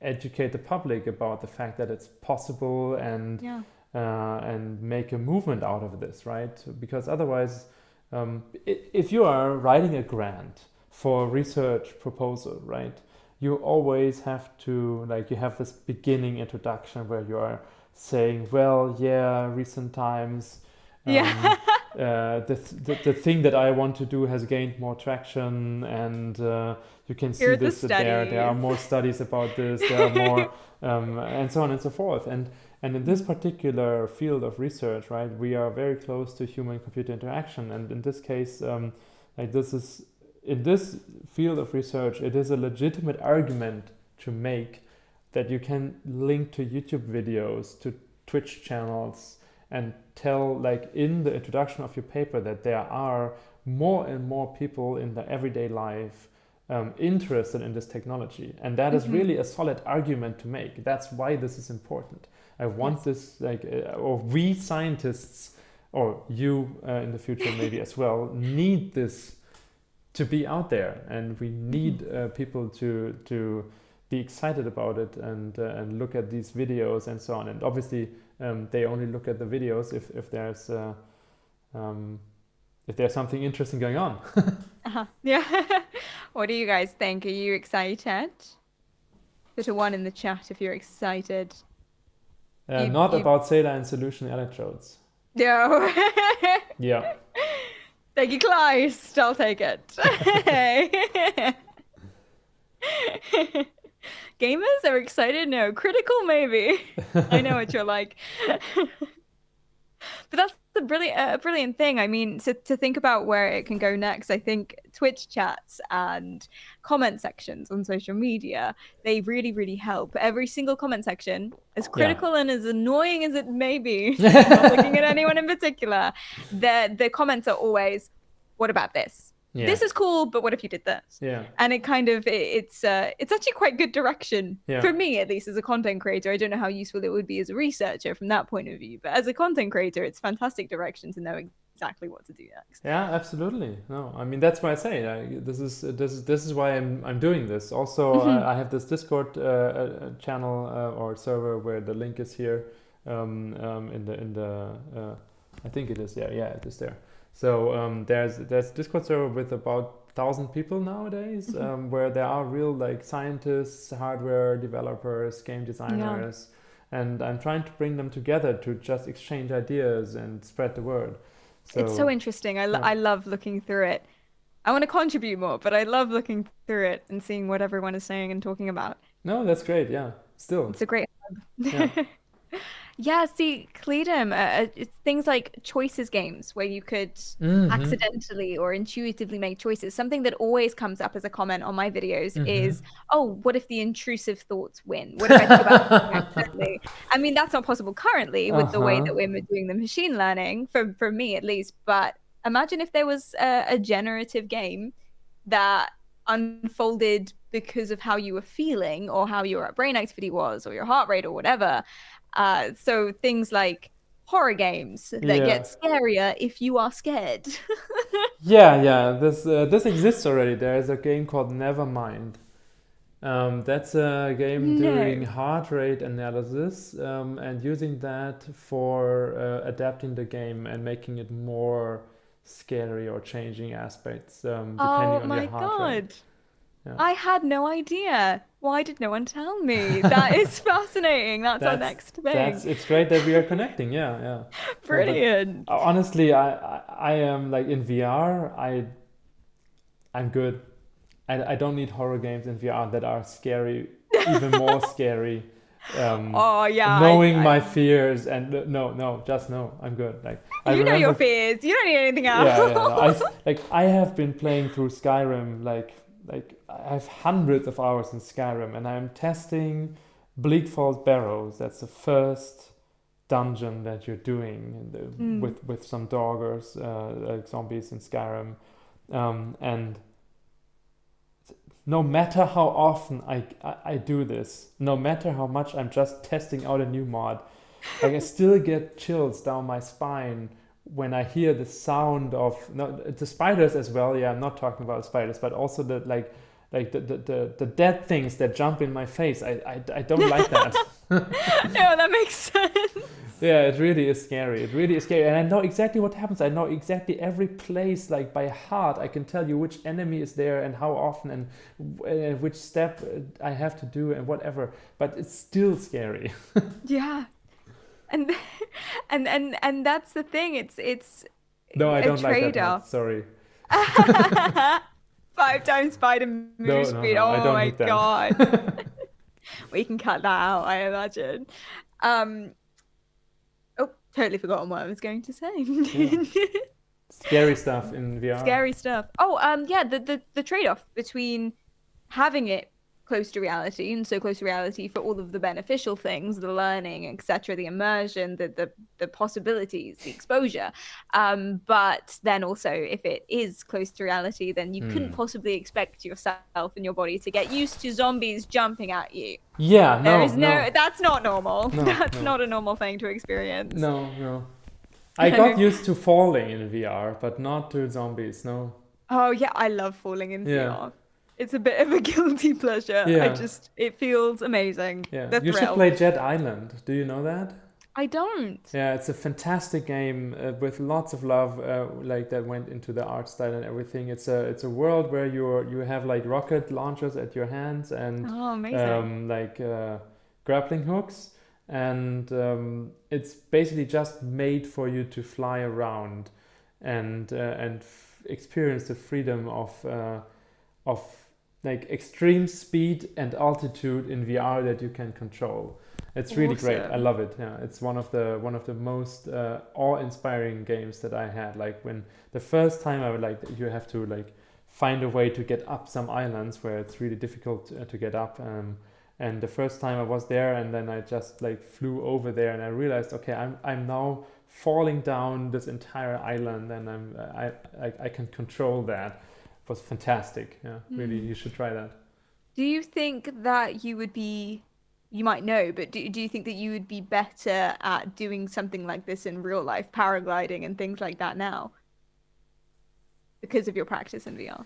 I know that people are practicing in VR using Microsoft Flight Simulator, and Hmm. they're like literal pilots doing that. My brother is working for Airbus, and he is now planning to do his actual pilot license. And the people who he talked to, basically, they say, yeah, you should get Microsoft Flight Simulator. That's the thing. Like it saves you Amazing. tens or hundreds of hours of flight training in real life because you just get used to the routine. Yeah. Surgeons too, I've heard, Yeah, are also using it for the same thing. yeah. Which is interesting. Where I've done lots of research on gaming and aggression, violence, and things Mm. like that, just to disprove it mainly. Which you shouldn't go into a science paper with a agenda, but I did, guilty. But people say, and one of the fears that people have is that games and violence in games will make you too accustomed to that in real life. Mm. In VR, that might actually be real. That might actually be a possibility. You might get too accustomed to violence in VR, potentially. Yeah, I must say I'm not like also in Skyrim there are some here and there like on Reddit you see really gore videos and I'm like why would you do that? It's just not necessary. Not Or cool. Blade and Sorcery. I mean Blade and Sorcery is like the prime example of people being absolute psychopaths. It's crazy the Oh stuff that you're God. seeing there. Yeah, I don't need that. But maybe it Potentially. also gets it out of their system. I don't know. That's what I was gonna say, yeah. But like boxing for Yeah, aggressive kids, yeah, yeah. Maybe. We might be trying to cope a little bit there. yeah. A little bit of copium. You know that one. But no, that's a very good point. I mean, the fact that we can brainstorm so much like this and none of it's been done before really Yeah, is so exciting. And another reason why you say this is so important. I yeah, don't know if absolutely. there's another a piece of tech or another field potentially where that is necessarily the case that you could go on and on for hours as we have been doing of the different kinds of things that could be possible. Yeah, yeah. Maybe there is. Maybe space. Space. Space. Well, that's going to take another century. Yeah, definitely, definitely. Yeah. So We like space. I would like to go a little bit more into some details about your classification and the stuff that you did there. But we are already 1.5 hours in, and I don't want to take your time too much. I planned like endless for today because it's the kickoff But I don't know what your plans are. I am booked in to stream until 6 o'clock anyway, and I have nothing particular. So Okay, go forth. great. Yeah, no, then I'm really curious. You said that you took hundreds of hours of trying to classify different mind states, right? And I'm super curious about your experience there, like what worked and what didn't work, and like with the Hmm. experience that you did. I think, like honestly, and I'm not exaggerating, you are probably one of the people on Earth with the most experience in trying to classify their own mind state. Because nobody No in way. science, no, I'm really not exaggerating. In Huh. science, you have the researchers who have who create their programs and their experiments, and then they are doing it on other people, and they are Mm. doing it on other people in a single session, and then Yeah. they're like you have a group of like a study of 20 or 30 participants, and then you realize, okay, well, this classification worked for those people with the accuracy of 80%. Mm. Or something, but you don't really care too much about the individual differences between the subjects, and you went into complete depth in your own taking your own data as a subject, and that's absolutely fascinating, like regarding the knowledge that you gained there. So I'm really curious about what worked and what didn't. Yeah. Well, I should preface by saying that I'm not amazingly sure what was me and what would work in terms of brain activity versus the limitations of the equipment and how I was Mm-hmm. using the equipment. So there's Mm-hmm. always a little bit of doubt in my mind. It was for me particularly, things that were very, very different from my normal pattern of brain activity were the easiest to access, of course. And that always included things like music, Mm-hmm. songs in my head, and things that were active and motionful. So lots of Mm-hmm. different stimuli at once was something that was always working. Mm-hmm. Um, Manipulation of eye movements as well, which is cheating a little bit. But if you spin your eyes slightly, then it helps a lot when you're trying to visualize something or trying to make something work again. Mm-hmm. Yeah, it was. There are lots of things that didn't work. Things that were, yeah, things that were too similar to other inputs, such as pushing and pulling. And I think the reason why, so one of my inputs is imagining pushing something away from me, and Mm-hmm. one of them that I tried was pulling something towards me. And the reason why I think that just never was going to work, and they was way too similar to each other, um, was because it was the same sort of, I want to use the word vibe, but I realize that's not very scientific. Yeah. The same sort of level of relaxation and focus, I would Yeah. guess. Yeah. That Now, if you're that's called a motor imagery paradigm. What you're mm, doing there. But normally people are trying to imagine moving their left hand versus their right hand or something like that. yes, I tried a few things like that. Mm. Physical things, trying imagining moving my legs was one, or tensing my legs, or Mm-hmm. something I imagined because I had Elden Ring in my mind, drinking something, drinking a Mm-hmm. potion. That never ever really clicked. I think it's Mm. worth giving it another go for sure, because that would be the most intuitive thing to do, right? Mm. But it never really clicked for me because I think it was always so different every single time. That's Mm. something that I realized it has to be exactly the same. So one of my inputs is spinning a plate, and that plate has to be the same size every single time, and it has to go at the same speed. Mm-hmm. Hence why songs help, because you could keep it to the same rhythm, and Mm-hmm. any sort of variation would mess it up completely. And so drinking something, or imagining moving your hand, you have to be very, very confident Mm-hmm. how you're moving it.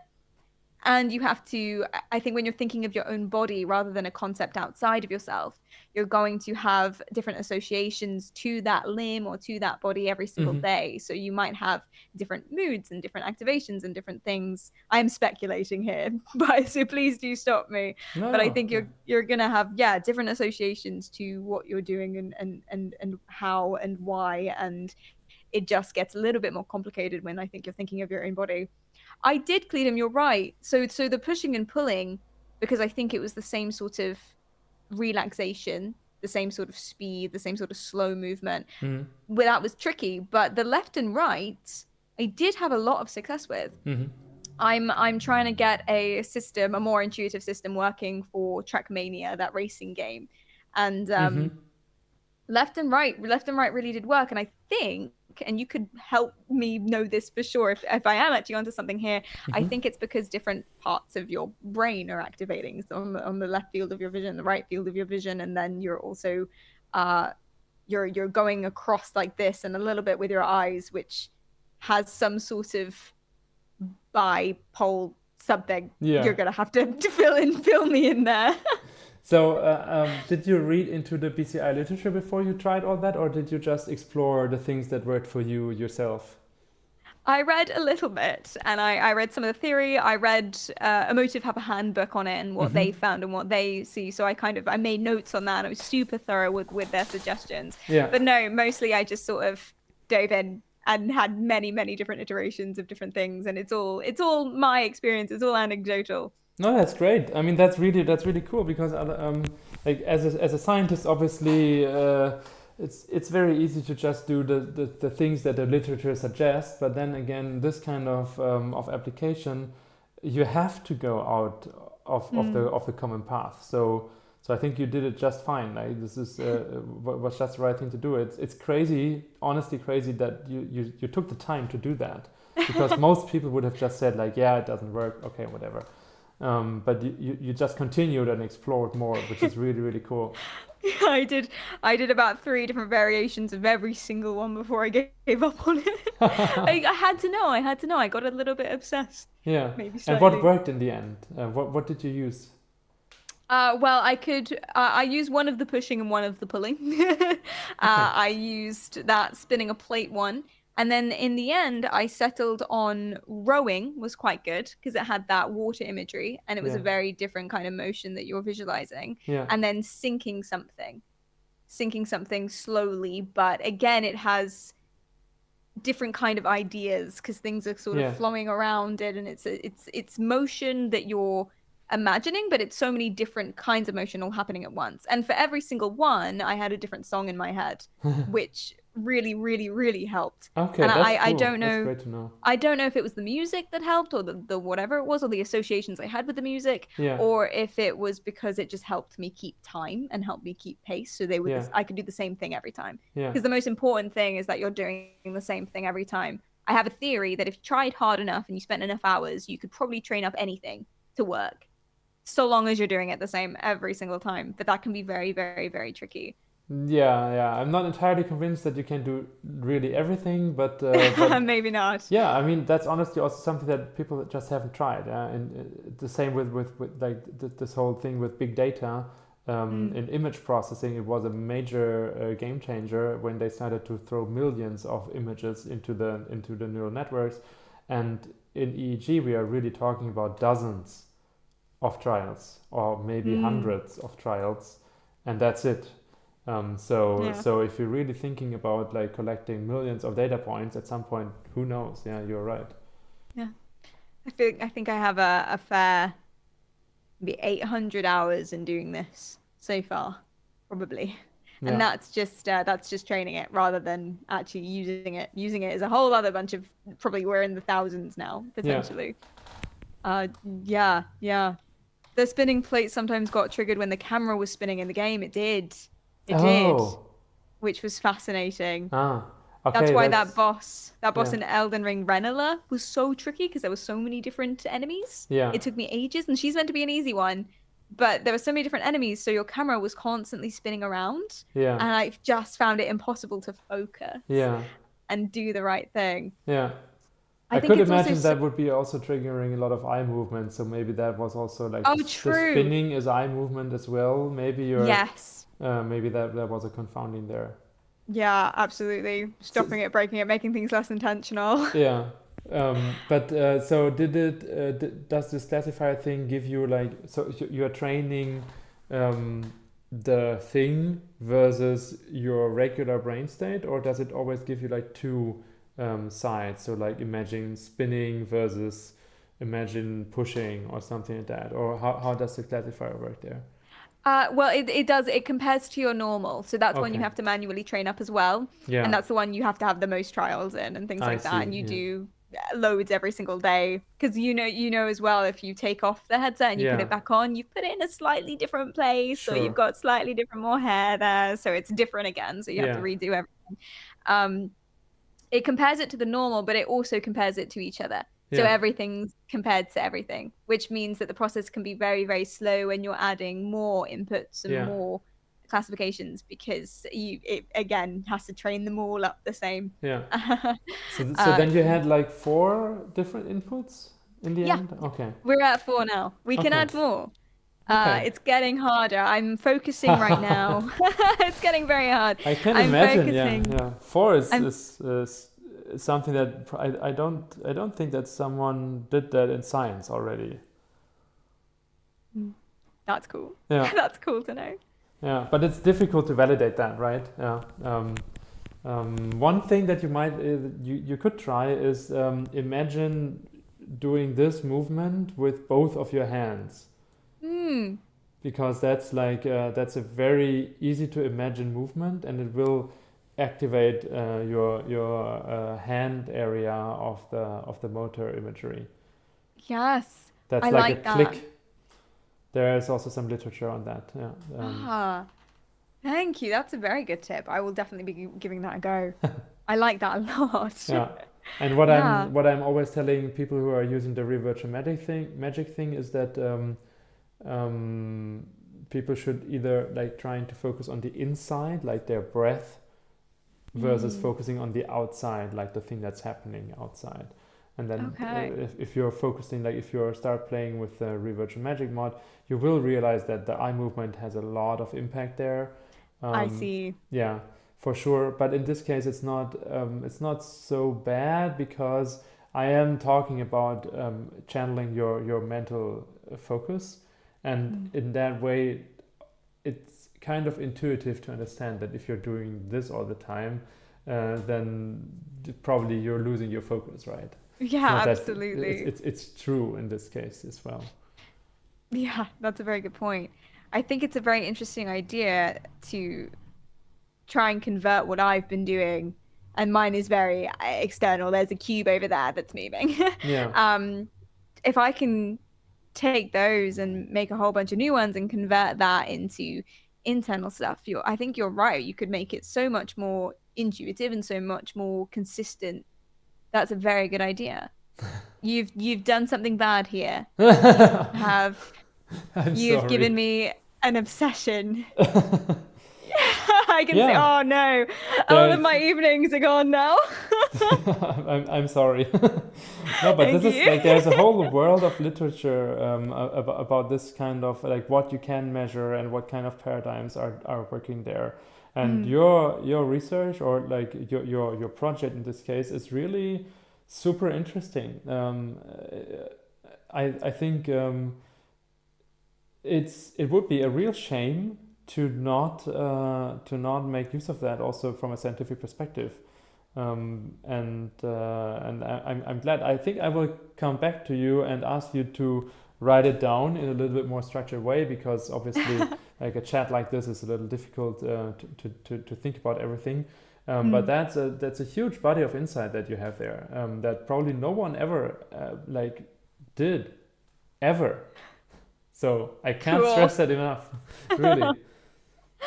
That is very, very cool to know. Yeah, And I'm glad that we're connected now, because you can help me do it in a more structured way for sure. and as well. And yeah, that's helpful. Thank you. No, of course, yeah. I mean, like it's great to honestly, as a neuroscientist, it's surprisingly difficult to talk with people about gaming applications, because the Mm. overlap of neuroscientists and gamers is surprisingly low. Like it's a different kind of nerdic. Yeah, I was gonna say you'd think they'd be connected Yeah, with yeah. the introverted nerds, but no. No, no, it's a different kind of nerd people there, and I am firmly in the gamer department as well, but also in the neuroscience department. So I think that's an exception, um, Hmm. and like thinking about like this, like how you can really apply that.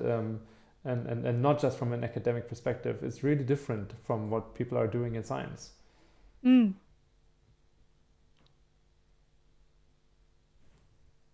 It's hard to talk about games with game devs. Is that Yeah, true?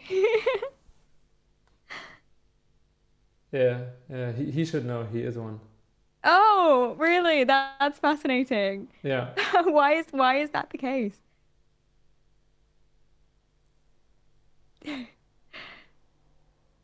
That is very, very fascinating. It's Yeah. so strange. 50 cash Uh, inside of gamers. Yeah, yeah, yeah. I also found it funny. Like I know also a few game developers actually via Sensei, um, and uh, and they don't even have gaming machines. at all? Yeah, what's happening? That is very strange Yeah, nowadays, yeah, especially yeah. since gaming has overtaken every other form of entertainment as the most popular. Yeah, but what Sensei says is true here. It's like Skyrim modders. You know, like I am the author of an automated mod list for Skyrim, and I literally put like probably hundreds of hours nowadays into creating guides and setting up the mod list, keeping it up to date with the latest developments and everything. And my highest leveled character in Skyrim was 20. Oh, I have hundreds of hours logged in Skyrim, but I haven't like both almost all of that was just like testing mods. mm. It's a different kind of game. Like I like creating stuff, and I do like playing as well, obviously. But it's really like this. It's a different kind of obsession.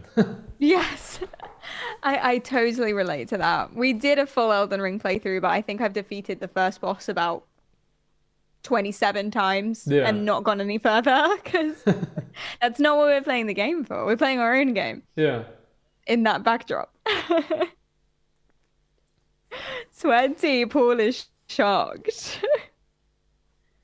So I've seen a chat message a while ago that I recorded, and I want to answer that now.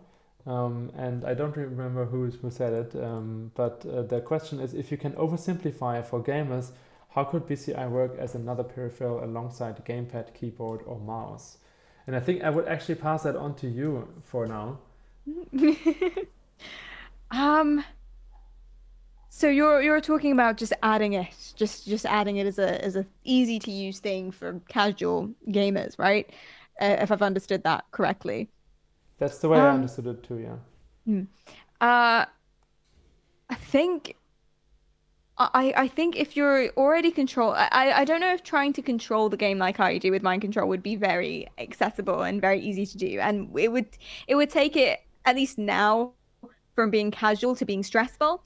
So I would probably use it for the more of the recording side of things. So looking at your brain activity, Mm-hmm. and if you can get games that can change depending on stuff like that, then that would be very cool. Yeah, I think yeah, it's hard. It's hard to say, I think. Would you have any ideas? I think it will not replace controllers. No, not yet. Yeah, and also probably Anyway. not in the future because it's just so much more annoying that if you have the ability to use controllers for moving or controlling your character, you will probably continue to do that unless you are interested in it for the tech or something like you are. But like from a Mm. mere game enjoyment perspective, it was probably more like torture. Yeah, definitely, for Yeah, sure. I It can was a good imagine. thing. It was a good thing I was very bad at those games to begin with because then they didn't make much of a difference. Yeah, I think it would benefit gaming if the games were adapted to it. Like you're saying with the magic and Mm. the uh immersion and stuff like that.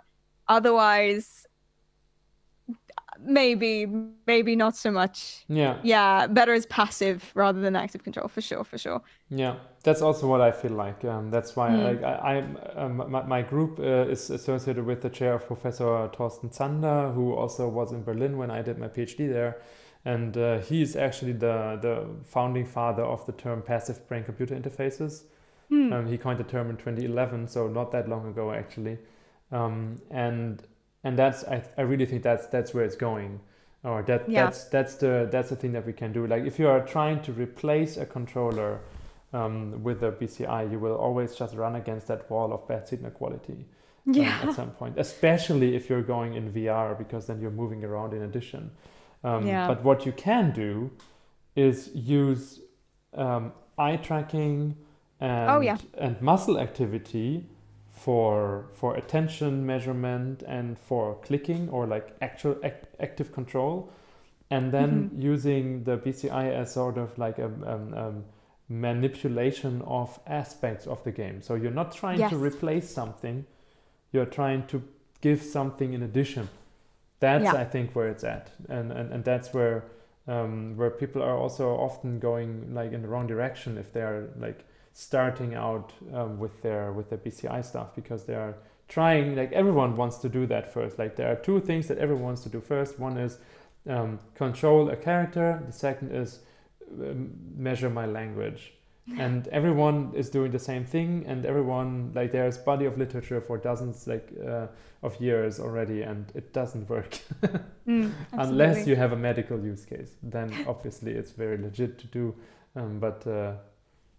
but not for like replacing your regular controllers. No. I'm happy you're saying that. I'm happy you agree, because that's exactly what I've been saying this whole time. Yeah. But eye tracking is incredible. I just started integrating that into the big controller that I've made, the hands-free controller that I've made, and aiming in FPS games. Mm. If you can adjust it right, we had to do a bunch of different mathematical things to change the way the joysticks moved and things like that. Mm. But if you can adjust it right, when I played Halo Infinite, it was literally look at the thing you wanted to aim at, Mm-hmm. and then it did. And that was Mm-hmm. it. That was as simple as it was. Mm-hmm. I think that could really that would be a better controller than an Xbox controller Yeah. in an FPS game. Definitely for That's sure. for sure, yeah. But Uh-huh. that would even be a little cheating in this Yeah, case, yeah. probably it would be. There was a concern that I might get banned, but Yeah. luckily I'm terrible at that game, so it balanced out. Even with that. Yeah. But I think like this would also be a nice, interesting thing for Magic. Like if you're like Yes. for shooters, I mean, if you're thinking about VR, like I'm always coming from this VR angle, you have a gun in your hand, so the gun doesn't care where you look. Like the gun is independent of that. So if you're like aiming with your gun in a different direction than where you look, then you just miss. Yeah. But with Magic, again, we have this thing where like it's totally legit to say, well, that's just how Magic works. You Right. look at the thing and you cast a spell and it hits. That's the thing. That's Magic. Yeah, And perfect. there it would fit very well again. Yeah. And we've I'm also also had an idea of doing something like if you have a sniper shooter game, and you can get into a certain kind of slow motion thing or auto aimbot if you have a high focus value as measured by the BCI. So I love that that. would only work in a single player game in this case, but the aimbot would also work in a multiplayer game, but the slow motion would only work in a single player game. But that's also something that you can do, right? So you don't try to take away the thing that people are always doing anyways, because everyone is familiar with how to aim in an FPS game. But you can try to augment it by giving something in addition that gives them a unique new feature. Mm. Yeah. And I think if we're trying to make up for accessibility issues as well, then I think you're right. There are other options than necessarily BCI. BCI is always going to be tricky and not necessarily where you want to go with it. Yeah. Yeah, but then I we love also have heart rate, we have True. muscle activity, and then as I Absolutely. said, like Barbarian, it's still a cool new input device, right? You don't need BCI necessarily. You can also use Heart rate CI. Yeah. Heart rate CI. Yeah, HCI, but that's human computer interaction. Like this already Oh no. exists. Yeah. Cluedom, I love the idea of looking at someone and focusing on them until they explode. Oh, Concerning, but a good feature. yeah. That's there was a company that tried that. Neurable. They had a device a few years ago where they had a demo like that.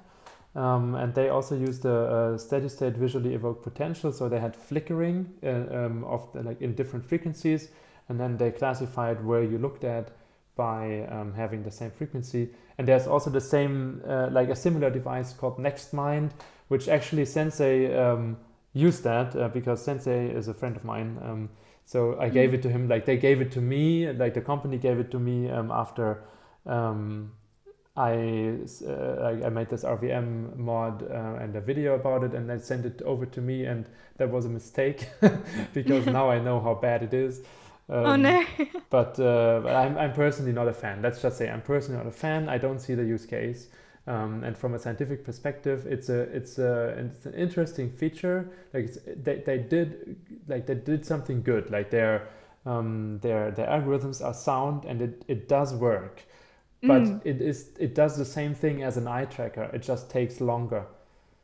Oh. So I don't see the use case. I'm not convinced. I haven't seen anything yet, and yeah, Sensei also said that it was very painful for him to use, and Mm. trying to make a game with it just wasn't worth it. Mm. Horrible, Mhm. horrible device. Don't look into it. Yeah, well, the company is now bought by Snapchat. Ah, Yeah, it's a French worrying. company, and they got bought by Snapchat. There's a big trend at the moment that like big American tech companies just like snag all the European PCI startups. Yeah, worrying. Suspicious.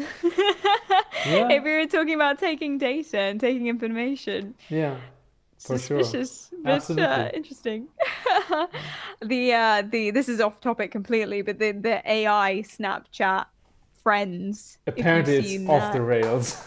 totally, totally off the rails. Just insane stuff, lying about not knowing where people are, and then recommending the local corner shop. Like, Yeah, oh dear, and that's very exactly what I mean. scary. Like that's where regulation has to come in. Yeah, at some Yes, point. Yeah, absolutely. I think you're completely right about yeah. that. And getting in front of it as well as a warning before anything could possibly go wrong, before Mm. anything could possibly be established. Yeah, It's a that worked very fantastic well with idea. social media. We got that. We got that right.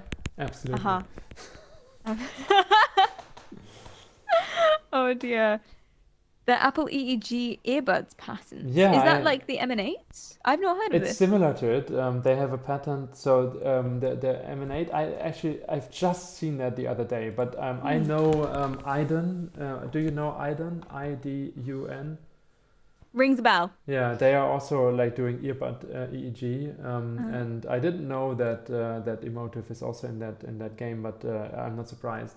But the Apple patent is different because they patented that they have like more than one electrode in the earbud. So their idea is to have like 30 different tiny electrodes in the earbud, and in then the they same in the place? same earbud, yeah, just like in the tiny earbud, where they want to have 30 tiny electrodes around there, and Hmm. then from the spatial distribution of the signal, they are trying to go like they have an increased signal quality. That's a legit Ah. idea. I don't think it will work, but the idea of having a spatial layout is obviously the thing that we are doing in EEG all the time, right? There are also like in the headphone ideas, or around the ear EEG, and these I can see having an option that to work, yeah, in the future, I Yeah. think. But That is the very, very earbuds, exciting. like with two earbuds, it's really tricky. I think it's really. I'm not convinced that you can do something like other than very rudimentary mental state measurement. Yeah, like focus. You could probably measure a degree of focus, Potentially, but yeah, yeah. could you paint a map of what the brain looks like? Mm-mm. No. No. You can't even do that with like 250 gel-based electrodes. No, you can't. It's tricky even Yeah. then. Yeah, it's basically almost hopeless with mine. Just about works for the purposes. Yeah. But oh dear.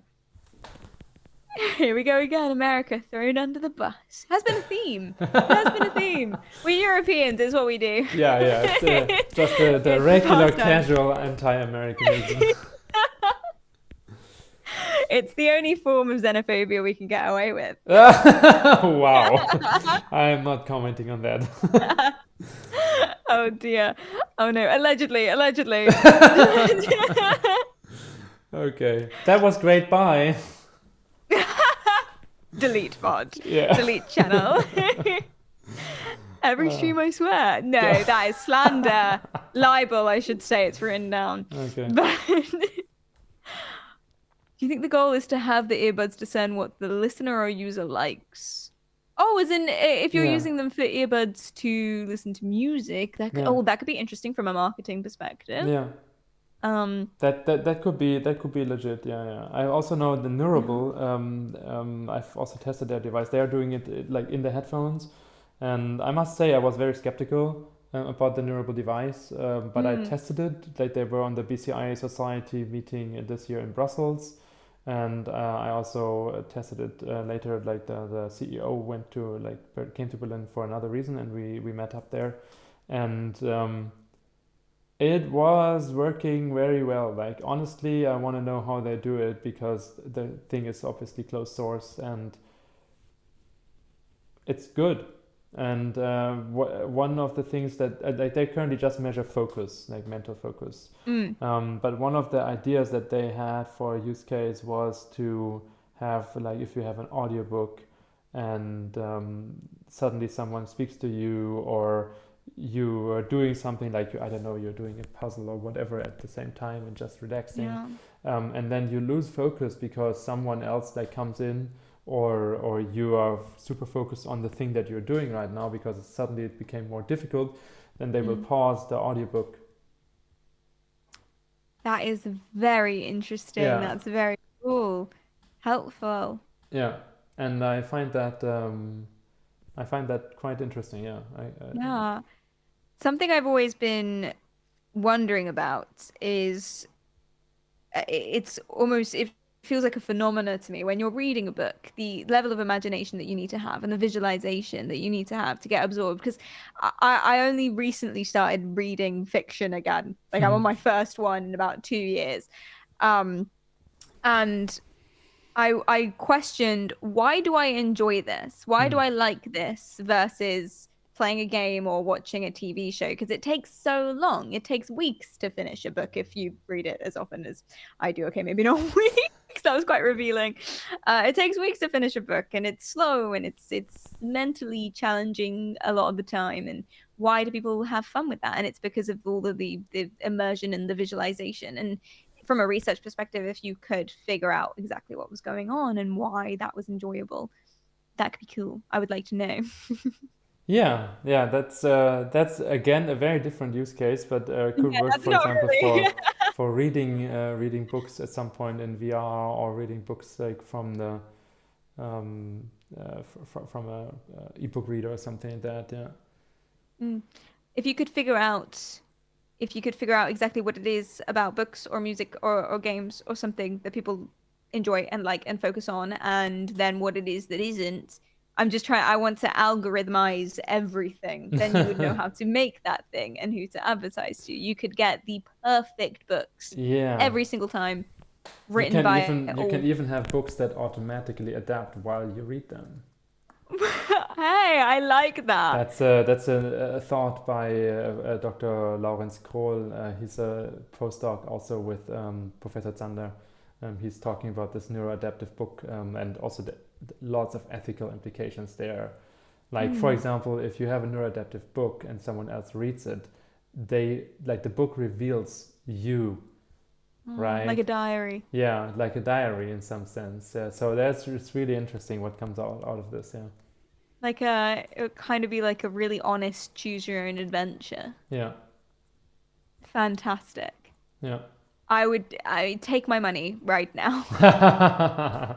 Yeah, it's not impossible that something like that will be there in the future. Yeah. Mm. It would be, oh yeah, I mean, it depends how open that would be, but living through another's life, stepping into someone else's imagination, Hmm. incredible. I mean, one of the things that people are always trying to do and always thinking about is how to watch other people's dreams. Yeah. That's something, yeah, I saw that in, I think it was The Snow Queen or some film when I was a kid. And there's a Yeah. scene where she's lying down and they're projecting her dream onto the wall and they're all Yeah. gathering around and watching it, Yeah. which was totally invasive, but it Yeah. was beautiful. um, and I think we are incredibly far from that, if indeed that's even Yeah. possible ever. But doing it sort of like that in a fictional way, Yeah, I beautiful. think this whole thing of generative AI is going to be a game changer for that too. Yes. You don't need to literally measure the complete electrical activity. You just need to measure enough so that an AI that has all the knowledge of a generative AI will be able to make, like, to reconstruct the actual content. And if that works, like, I don't know, right? This is really like going beyond, definitely going beyond whatever we're doing right now, and so on. But like the whole concept of like this age of physiology that's coming, like, on us in the future, I think that, Mm. that there could be something like some of these things could be very different now with all this generative AI stuff that can make things possible that are not possible without. Yeah. Absolutely. And it's amazing how all of these things are developing from newness together Yeah, and then can all come together in marvelous ways. yeah, Just enough to say, hey, you're thinking the same way as this dude who thought of a giraffe. Yeah, you have the complete same imagination as this serial killer person who yeah, like yeah, ate yeah. people. Don't worry about it though. Don't worry, I'm sure it doesn't mean anything, but you went to the same places. Oh no. And then you get FBI knocking on your door. With all of this, there is always the possibility of us unraveling into 1984. That's Hmm. what's going to happen. But Yeah, it'll be fine. it is really interesting. Yeah, it is Mm. interesting. We don't want to have a totalitarian government that has access to all Mm, that. Yeah. no. Unless, of course, I was the totalitarian. I'd be fine in that case. If I was the dictator, I might be okay with it. Okay, it was nice to meet you. Bye. For God, the that's second time. twice in like 10 minutes. Yeah. I can only apologize. It'll be a record though, getting banned on your first stream. Oh yeah, yeah, absolutely. Enjoy. You're welcome. Oh no. Talk about thought crimes. Yes, the Yeah. thought police. No, yeah, this is super interesting. Like all these thoughts about what's coming for that, like what's coming with that, Mhm. and coming back to these things, like what worked and what didn't work. You said that you couldn't really dissociate the hardware limitations from your mind, essentially. Did you try Mm. that in some way? Did you try like having a classifier that was really focused on blinking or something like that? I And did.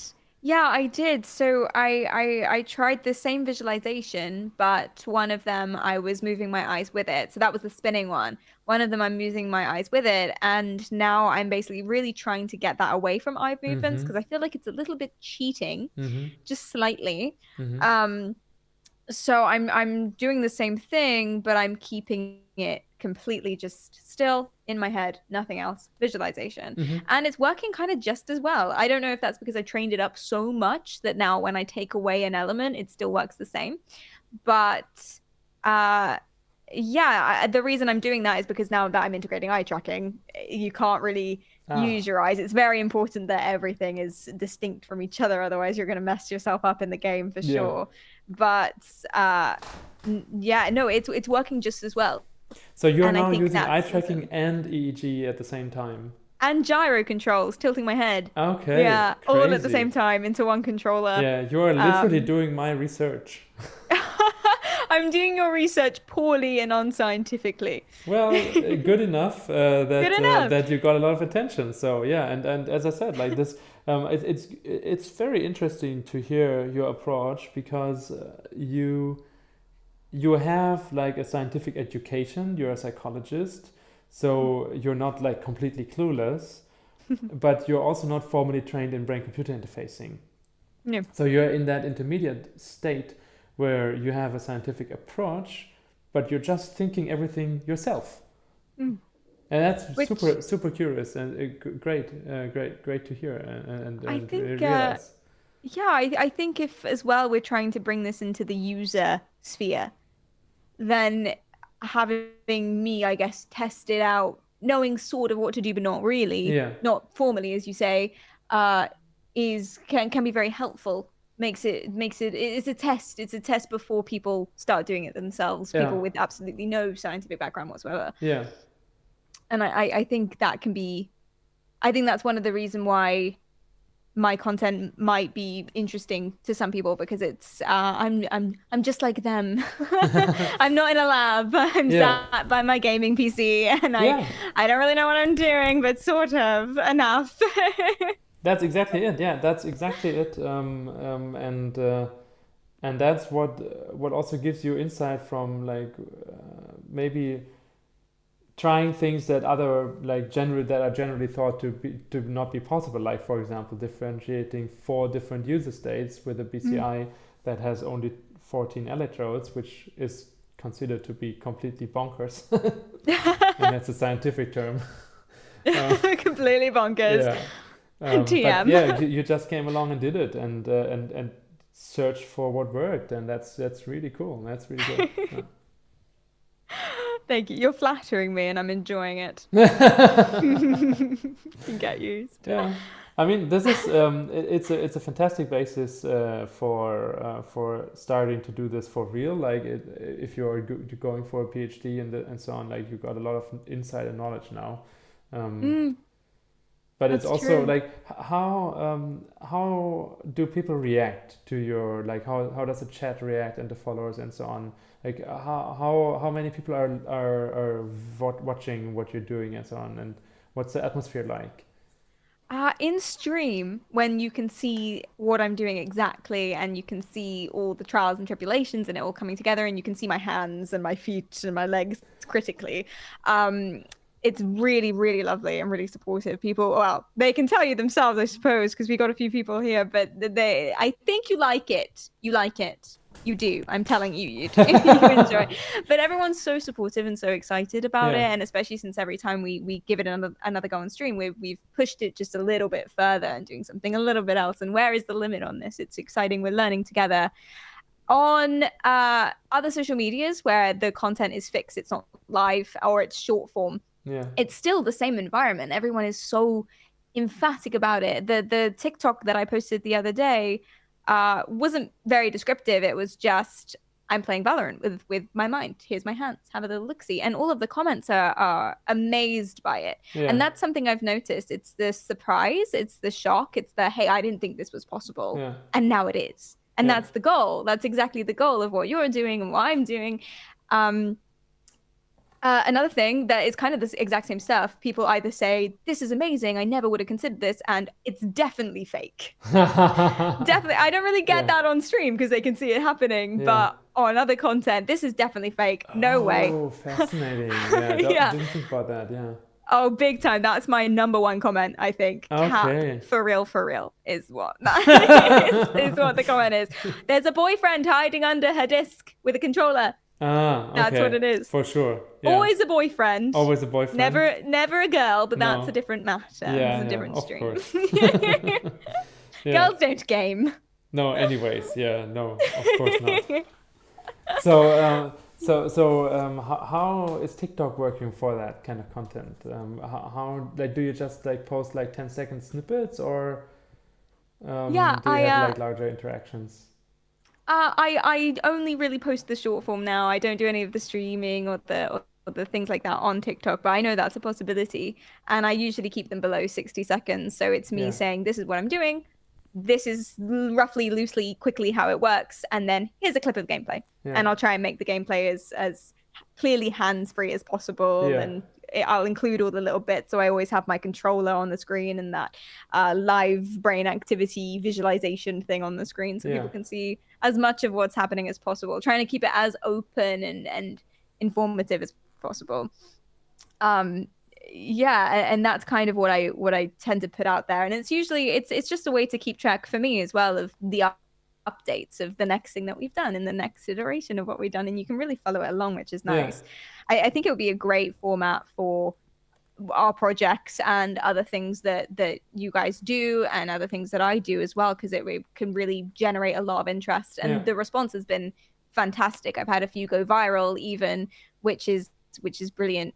After posting some EEG content, I went from something silly like 200 followers on Instagram to 50,000, and it's not about that, but it's a mental bump. So people are into it is how I take that.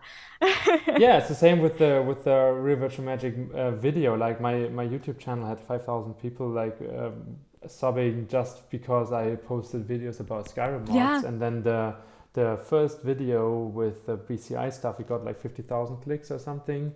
Amazing. And that really also, that's exactly what I mean. Like this shows that there is interest, legitimate interest and engagement for it.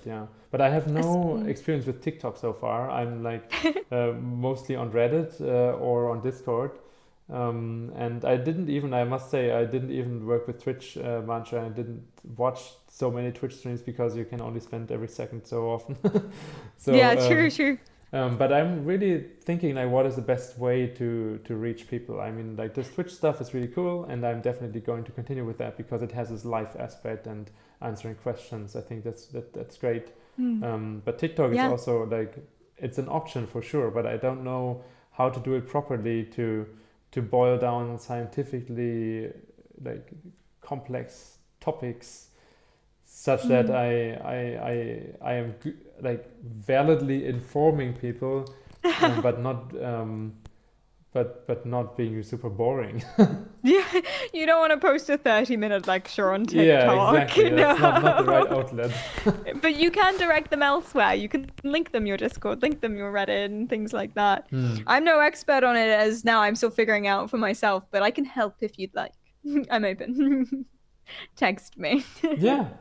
Sure. Yeah. I mean, like if you're using this or playing with the Real Virtual Magic mod, I mean that's perfect. Brilliant.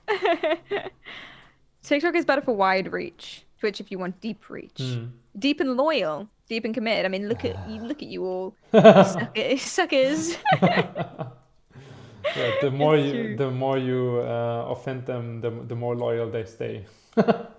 Yeah, absolutely. It seems like that. I think it's a form of Stockholm syndrome. What do you guys think? Oh dear. You empathize with me because I bully you. No. What the fuck, it's working. No, that's not what's happening. I think we give as good as we get. You do. And that's the thing as well. It's connections as well with Twitch. I love that so much. Yeah, I have that with Discord. Like I'm also very active in Discord. I read everything there, and I also answer mostly if I have the time. So it's very similar as well. Like it's not live in the sense that I am speaking and the others are writing, but it's also a great way to integrate like different opinions and to connect. Yeah, absolutely. And sometimes it is basically live. You get a discussion going, and absolutely. Also quite heated at times, like on the Discord. Really? Not always everyone is of the same opinion, and then I also have to live with the fact that there are people out there claiming that they are building a device that makes you control your character with a BCI, and I'm like, that doesn't work. But they're like, I'm building it. Well, good luck. Yeah, we'll see. I'd love to be proven wrong. It's not that I'm rooting for you, but I don't trust it. Oh yeah. People often will try to, I'm sure you've encountered, claim expertise in order to debunk you. I get comments sometimes, things like, my wife works in BCI and what you're doing is not possible at all. This is totally fake. She's not very good at her job then, is she? Oh snap! Oh damn! Clearly she's not really in the company. Does she work at HR, like a BCI company, and isn't really in a different office or something? I don't really know. Oh, yeah, but dear. it's really interesting. Like as I said, like you are doing things that were just. It's very easy to dismiss this kind of stuff as a scientist. Because you are doing things that are not properly validated, and for sure things like artifacts are playing into your classification, like eye movement or muscle activity or whatever. But you're doing it. It only has to work enough. That's what I say. Yeah, it's the same with the real virtual magic mod. It's basically artifacts. I would say it's like 70 or 80% artifacts. Eye movement, head movement, muscle activity, and so on. But it's all coming together to be a multimodal interface. And I think we should move away from strictly focusing on brain-computer interfaces, because honestly, I don't even really care about the brain. Wow, that's a statement. I want the content of the brain. Yes. And if I can access that using other measures like eye tracking or muscle activity, what gives? Using that. Absolutely. I totally agree. That's why my focus right now is hands-free, using whatever I can, rather than everything mind control. It's just not practical. It doesn't make sense. It doesn't matter either. It doesn't matter. It's silly. Yeah. And this the classifier that Emotive gives you, does it also allow classifying events, or is it only like continuously like mental state detection or stuff like that? What do you mean?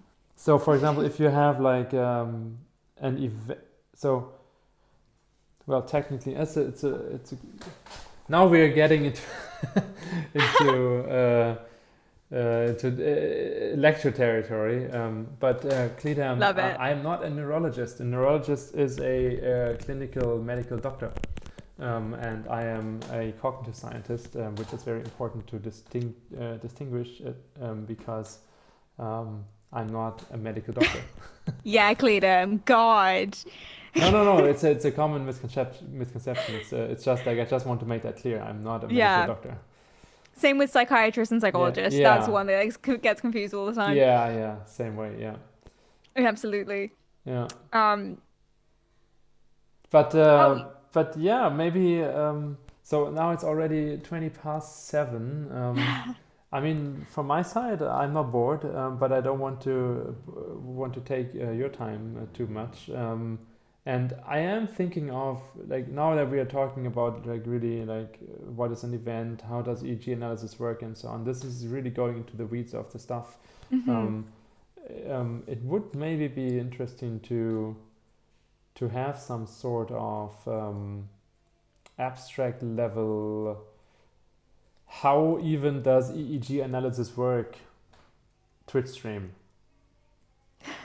and that would also probably explain to you why some things might have worked and might not have worked, and what else is there. And the Emotive probably doesn't give you much options in certain kinds of analysis stuff. But then again, on the other hand, you also would have to code your analysis pipeline yourself at some point. Yeah. Which probably isn't what you want to do. And that is where my analysis software comes in, right? That's my plan. Like this intuitive XR suite. So shameless plug for my software. This Please intuitive do. XR suite that I have started to program, and then other people have contributed, obviously.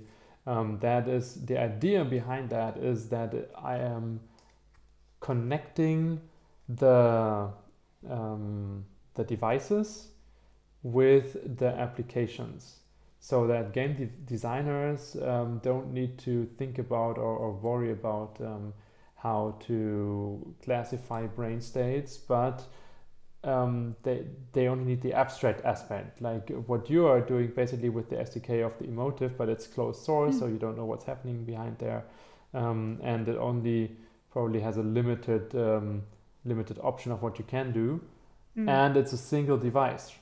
But I think that what's really missing in order to get this ball rolling is to be open to different devices. Yeah. And also integrate different modalities, like not only BCI. Yeah, absolutely. I completely agree. So Yeah. so that's something to do in the future.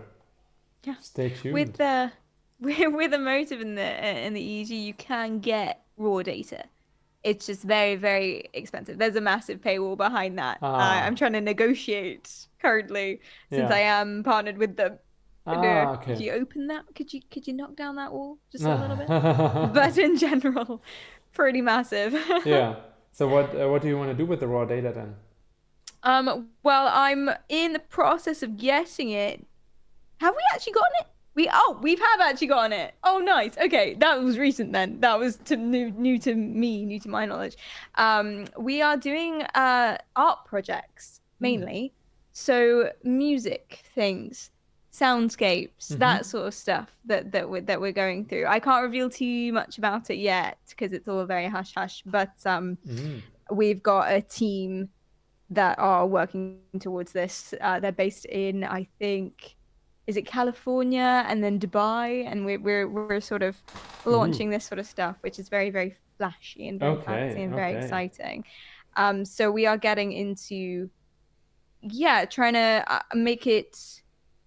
That's a whole other different use case, right? A different application of turning something that your physiology and your neuroscience and something that we all exhibit into something beautiful that people can really get involved with and make a picture of themselves. And I think that might draw a lot of attention to it as well, and that might get more people involved, people from different spheres. So right now, people in gaming would love it, but people outside of gaming also could come in from different angles, which is very, very cool. I know Spread the net wide. an artist in Belgium who also did some art projects with EEG, if I remember correctly. But this is that this team is coming from Emotive then, or what's behind that? No, they're independent. It's a journalist actually. Again, I can't reveal too much, but yeah, there's a journalist and she's put together a team of programmers and music producers and things like that. And yeah, there's a museum curator and event space manager and things like this happening. Okay. But it's all very early days. We're still in the planning development stage rather than setting anything up so much, but aiming for December. Okay. So not too far. No, that's December is close by. That is close by. Actually, now that I think about it. Yeah. Oh gosh. Very exciting stuff. But I think it's important if we're trying to get loads of awareness onto this topic and interest in the funding, interest in the research, casting that net wide and just doing as much as we can it is awesome. Yeah. Oh yeah, that's a good point, Cleedum. Emotive allows you to make apps where the app can access the raw data and then send and sell that app to other emotive users. So you can make a real virtual magic emotive app, for example. That is a good point. So I can't get the raw data, but I can make an app that gets the raw data?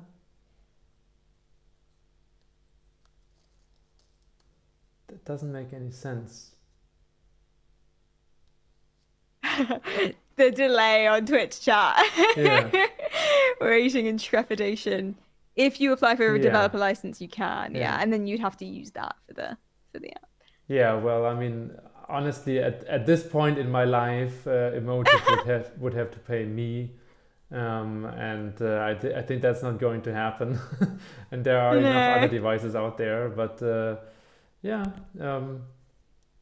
stuff like that. In the future, I'm really curious about how different hardware manufacturers will try and lead that movement now. Yeah. Like, will they stay open or will they try to open up, or will they close down, and so on. And it's going to be very interesting. The Muse it's an intermediate case where they tolerate users accessing their raw data. Tolerate. They tolerate it, but as soon as you start earning money, you have to pay them a cut. I guess that's fair. It's okay, yeah, I guess. Annoying. In my case, like if I I am basically advertising the Muse because it's I have had people on my Discord who bought a Muse because of the mod. And you now applied it and you got it for free. I did. But I had to pay for the Muses, and I want that to change. Let's see. Yeah, more interest, more funding in the companies, more money to spend on projects and influencers. Yeah. It will get there, I'm sure. Yeah, I mean, I have the fortunate position of having a little funding from the university, obviously, so I can also buy stuff. But I think it would be fair for companies, like they have a legitimate interest in the work that I do, so they should also But then again, it's also very interesting. Like the moment I accept, like I don't want to get payment for myself, but I want to get the devices. But then the moment I am sponsored in some sense, it's very easy to accuse me of not being objective anymore. And that's also obviously something I don't want, especially as a researcher. I have to be very mindful of that. Yeah, you become accountable. Yeah. To a lot of different people with a lot of different vested interests, and it gets complicated. Absolutely. Yeah. Yeah. I was sponsored for a game not so long ago, and I did a stream playing that game. The stream itself was not sponsored. The short form content was. So I completely forgot that actually during that time period, I probably was sponsored. So I was playing this game and I was giving my honest opinions. And only halfway through did I realize, oh, wait, no, sorry, no, oh, God. I mean, you should still give your honest opinion, right? You would hope, but they don't want an honest opinion. They want a good opinion. Of course they do, yeah. That's what the money is for. Yeah, it's a fine line to walk with the sponsored stuff, right? But I mean, yeah, if you are doing this, like, are you doing the streaming stuff full time at the moment? I am, yeah, I am. So if you're doing that full time and you need to pay the bills, it's absolutely. Yeah, you're also dependent on that. Yeah. It's true. But the projects come first, where they can. I'm in a fortunate enough position. I do consider myself very, very lucky to be able to full-time stream without having to worry too much about making a full salary, because I don't live alone. I'm not the person paying the bills, etc. At some point that will change, and then but hopefully by that point I will be making a salary. But it's all worth it. Projects, the science, my version of science. Yeah, or you're doing a PhD at some point. Oh yeah, that's true, exactly. Yeah, I think in Great Britain I know Stephen Fairclough in Liverpool, who's doing BCI and neuroergonomics. So I don't know if there's a position or anything, but there are researchers who are doing that stuff. Yeah. There's I have a professor that offered me a position in gaming, action gaming, FPS gaming, and how it can help amblyopia and visual acuity and stuff like that. Interesting. Okay. It wasn't the right timing, but that's very interesting. Yeah, people are really, really into this stuff. Yeah. They're really interested for sure. Yeah. No.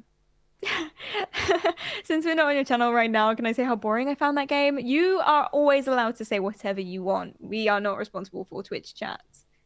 You can say the most horrific things and we won't get in trouble. Please don't.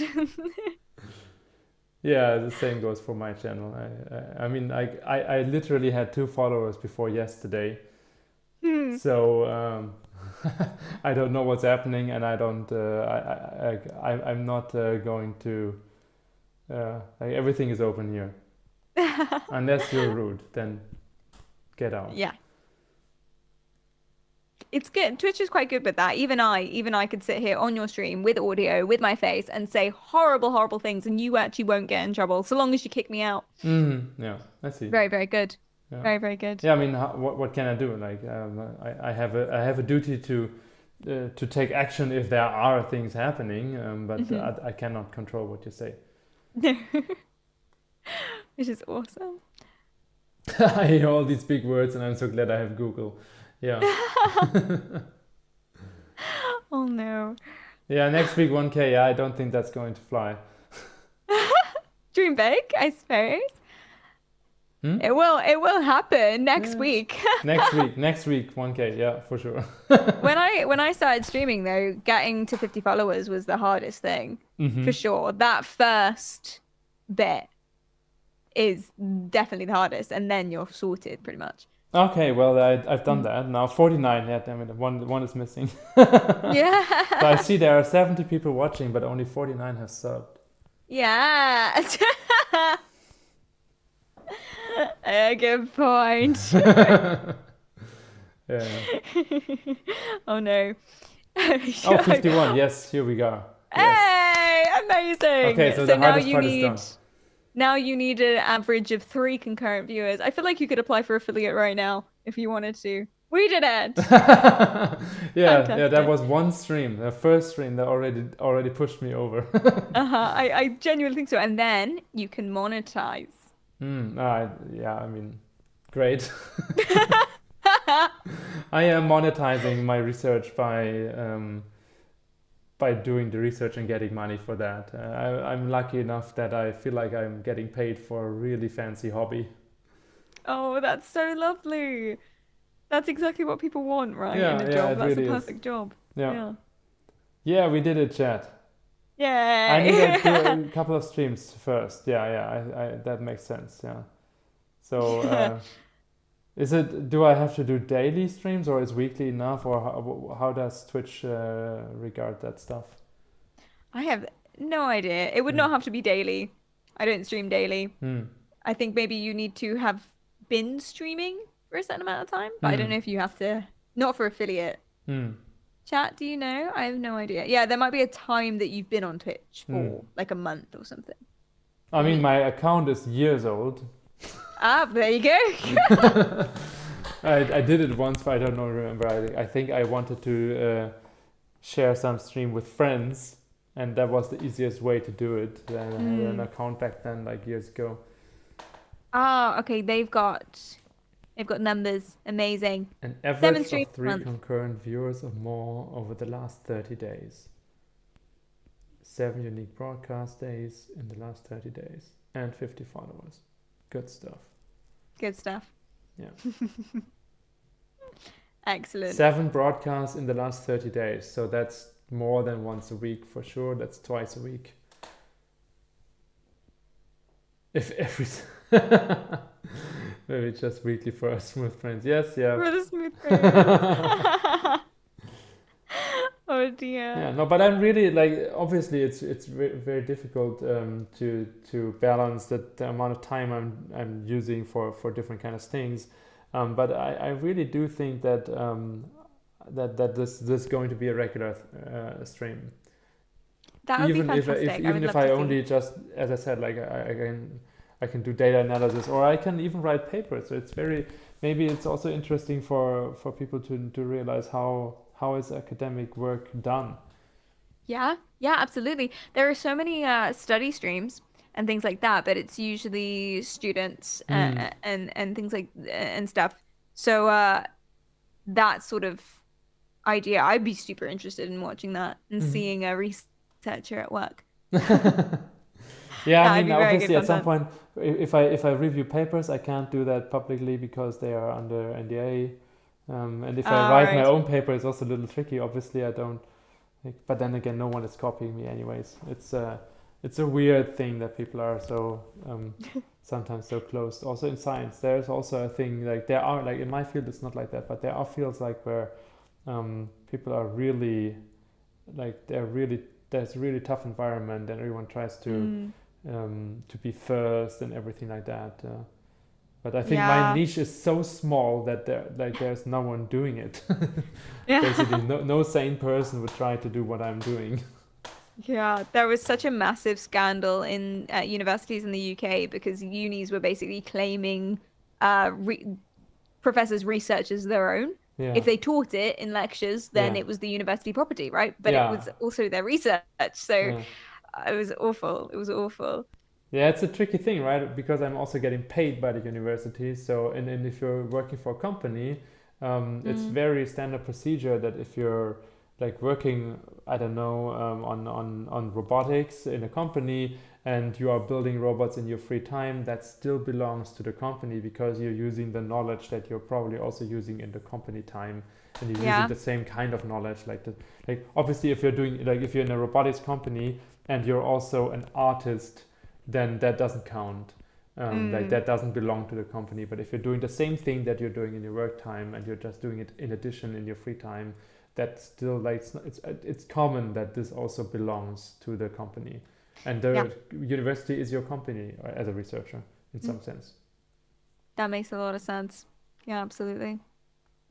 Yeah, I did think that as soon as I released the device I was using and actually just the device I was using, I thought that everyone would be on it and I would fall into irrelevance quite quickly, which I'm fine with so long as everyone gets on it. But yeah, no, I think still even now I don't think another person is doing it, at least in my circle Hmm. that I see on Twitch and in gaming. Yeah. So it's just too hard. The barrier of entry is just too high. Yeah, that's what I And meant. like you Like say, you did yeah, it. you got a Like you specific pushed through. Yeah, through this uh, hours of training the stuff. yeah. And in research, if you got such a small niche, then same thing. Yeah. Too much effort, too much time commitment, too much money. Yeah. Yeah, I was there at the right time, and I got to know the right people, so I was really lucky. Oh, delightful. Excellent. It's true, Cleedom. It is true. I did. Very stressful. Hmm. Took ages. It's too So, hard. Yeah. yes, what is the next steps then? Where do we go from here? I mean, you already have the Muse, right? So, and you also have a VR. So the next steps would be you install the Fuse mod list and you play. Fantastic. I'll And record it all, yeah, of course. of course. I think in principle it should just work, but you might probably run into one or another issue. What you definitely need is a Bluetooth connection that's stable. Ideally, you have a dongle like with an external extension cord, so that because you are moving and you're turning around, and you're a little bit Mm, like you're not next to the computer anymore. It could be that it works, but I've had a few people who said like yeah they couldn't use their onboard Bluetooth mm. because it just wasn't stable enough. But that's kind of that's basically anything. Like other than that, it generally works. Any kind of bugs that are in Skyrim are Skyrim related. Oh yeah, it is always in principle, isn't it? All tech things, all coding stuff, it works in principle. Yeah. No, I'm so excited. I'm so excited to get started. And we made we've made Bluetooth stable for when I did a heart rate Okay. monitor Great. experiment. So Yeah. I played horror games and my heart rate shocked me with a TENS unit if it went up above a certain threshold. So we needed a stable Bluetooth for that. So got a whole antenna for it and everything. Oh So yeah. Okay. that Yeah. is, yeah, taken Perfect. care of. I am so excited to get started, and thank you again for having me on the project. No, that's fantastic. Like it's really, I'm really looking forward to someone playing through the game or like really spending some time on it, and you have this like there is this extra incentive since you're streaming it. It makes sense for you to even push through if it doesn't work right from the start, right? Just like you Absolutely. did it with Elden Ring, because that's it will not work, right? I will get your feedback. I will I will try to adapt stuff and so on. And then this is going to be really really a great way to also improve the software and get that feedback. So that's it's really, I'm really glad that that this worked out. Yeah, and we could do this. Yeah. Yeah, fantastic. Me too. It's gonna be good. It's gonna be, yeah. I'm very, very, very good at pushing through difficult things, especially difficult controllers now. I've learned it. That's a skill that I learned. I wasn't always like that. That prepares you very well for a PhD. Yeah. Oh, good to know. That's good. Oh God. Yeah, no, like this is probably the perseverance is the main skill. I think it's got to be a certain form of giving up, I imagine. Just not caring enough about yourself to worry about it and just go. You played Elden Ring by singing. I did play Elden Ring by singing. That's true. Okay. It was just me sat in front of the computer for 4 hours going, ooh. Ooh. We're doing more of that. We're doing Millennia soon. Yeah, Good. that's the next thing at the same time as this. So that's Yeah, but gonna this be is fun. fascinating. This is really a cool, like, the way that you're just using all this human-computer interaction stuff, and you're just taking it and playing around with it, and the whole field of HCI research is, even though the field of HCI research is generally considered a very fast one, like this kind of just trying it out and see what happens. Like it's great. It's really, really cool. Awesome. I'm glad you think so. I'm glad people seem to think so too. Yeah. Voice commands for Obviously, spells in yeah. Hogwarts. I forgot about that. That was fun. Yeah. The problem with voice commands for spells in Hogwarts is that the spells weren't real words, of course. So a lot of the softwares that I was using, the free ones, didn't understand the words. So I had to make comparisons. I had to make suggestions. So there's a spell that pulls something towards you, and I said snatch, and then they started having a theme. I don't know if You I invented should your own share. spells. Yeah, there was a theme of like, I don't even know if I should share. If you know in chat, you know what the theme became. Oh dear. It was well, I'll just tell you some of the names for the spells and you could work it out. It's the one where you're trying to convince someone to do something became candies. Oh no. Do I need to say anything more? I'm not sure. Oh dear. Oh dear. The one where you were trying to reveal your location became, what was it? What even was it? I did name my character that. Yeah, that's enough information that you need. Oh. All right. Oh, indeed. All right. Yeah, but it's fun. It was fun. It was very, very fun. Yes, it was. Cool. I always feel like I'm on the brink of some sort of Twitch TOS punishment. It hasn't happened yet. I don't think I'm important enough. It will eventually. Yeah. Oh dear. None of that in the recordings that I will make for you, of course. Just to clarify. I mean, you do your recordings. Like, I have no control over that. Thank you.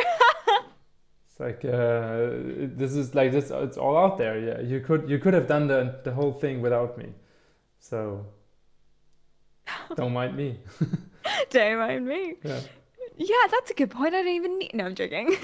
No. I can just help you around, like with installing it and maybe like getting feedback. But it's all out there. You can download the mod. You can download the software. It's all open source. Awesome. That's awesome. That's awesome to know and for others mostly. Yeah. So live calls. Thanks for a nice stream and see you around. Yes. Thank you for being there. And See I you soon, do Sensei. agree. Live calls. Yeah, it's a 3 hours chat now. Has it been 3 hours? Yeah, Wow, that almost. flew. For me, at least, that flew by. Yeah. Likewise. Yeah. Fantastic. Very alienating people with their better jokes. Okay. Never. All right. Yeah, no, that was really, really cool. I'm glad that was a perfect kickoff. Like, I'm really, really, this was way better than I could have imagined. Yeah, and now you play Mm. Skyrim, exactly. Yeah, absolutely. If you are looking for someone to raid, out of interest, if you wanted to, you might be interested in meeting Dr. Decomposing is his name. He's live now and he plays uh don't know why I'm promoting him to be fair. He's very, very cool. He plays Dark Souls games and other things with Mm. saxophone. That's his What? thing. Oh yeah, Very I've cool. read about that You also on know Reddit. I've him. read about it on Reddit where like people are like, Yeah. "What, what is happening? What is happening Yeah. with this game?" Yeah, it's he made it sound beautiful as Yeah, well somehow. I think it's I'll because just the game is meant to be so excruciatingly difficult that yes. if you're like, this is the thing, like this is the topic, like you wouldn't like. The game is so difficult, and then idiots try to make it more difficult. Yeah. Well, yeah. Yeah. I do wonder about the psychology of that one. How much do we like ourselves? That's okay. Yeah.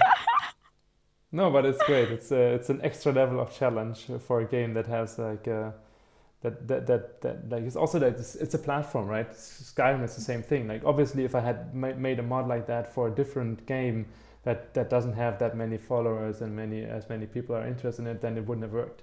Like it wouldn't Mm. have gained that much like attention.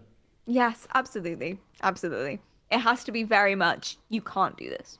Yeah, Otherwise, what's the point? yeah. Thank you All so much for right. having me on. Thank you so much. I Yeah, really enjoyed this, and I'm so excited to get going on the project and talk more and check out your streams later. yeah. Yeah. Absolutely, yeah. It was a blast having you here, and thanks for bringing all your your crowd along. That was great. Also, thanks to the chat. I'm really happy to interact with this kind of like questions and so on. It's great. That's exactly what I was hoping for. So this went way better than I expected. I think Awesome. we had like 80 or something people watching, and that's fantastic. More than that. Much more than that. Much more. I've been watching. Yeah. Okay, I haven't seen like. Can I see these stats in the end afterwards or somewhere? You can, all Okay, in your analytics tab in your okay. creator dashboard. I'm gonna have a look at that. Do. And Spirit of Night. My Skyrim modern name is Kangar, the same name that I'm also wearing, like using on Discord. I'm basically doxing myself, like, or I have doxed myself for a while already. There's a Mm. YouTube channel also, and like there, I haven't made many videos lately because development has slowed. Like generally, Skyrim can be considered a rather stable situation now, but also my life has gotten more complex now. But yeah, and mods are not on Steam. It's only one mod. It's this Real Virtual Magic mod, which requires a PC and everything, and it's also complex to like it requires SKSE and external libraries that you're using and so on. But it's all already included in the mod list that I made. So I'm not really a mod author. I'm a mod list creator, and basically I'm the glue that glues the authors together. And then I just collect what they're doing, and yeah, curator, exactly, yeah. I love that. Okay, then I have a feeling this wasn't the last time. I think we're doing something similar again, maybe when you've played around with with the thing a little bit, and then I'm super happy to have like your honest feedback when you've played around with it, and I look forward to that. I'd love that. Yeah, me too. Definitely. Thank Okay, you so much. then without further ado, it was great to have you here, and I wish you a great evening. And it was also great to have the chat here. And goodbye. Awesome. Goodbye. Would you like me to? Are you kicking me out a guest star? I don't know. Like I'm Oh, going. actually, I wait a second. I have these fancy transitions, so I'm now transitioning to the end. Oh, Awesome. And now I'm wow, amazing. Beautiful. yeah. I love it. That might or might not be on purpose. Oh no. Now it's on purpose. Okay, I'm closing the stream now. Thanks. Bye, everyone. Bye, everyone.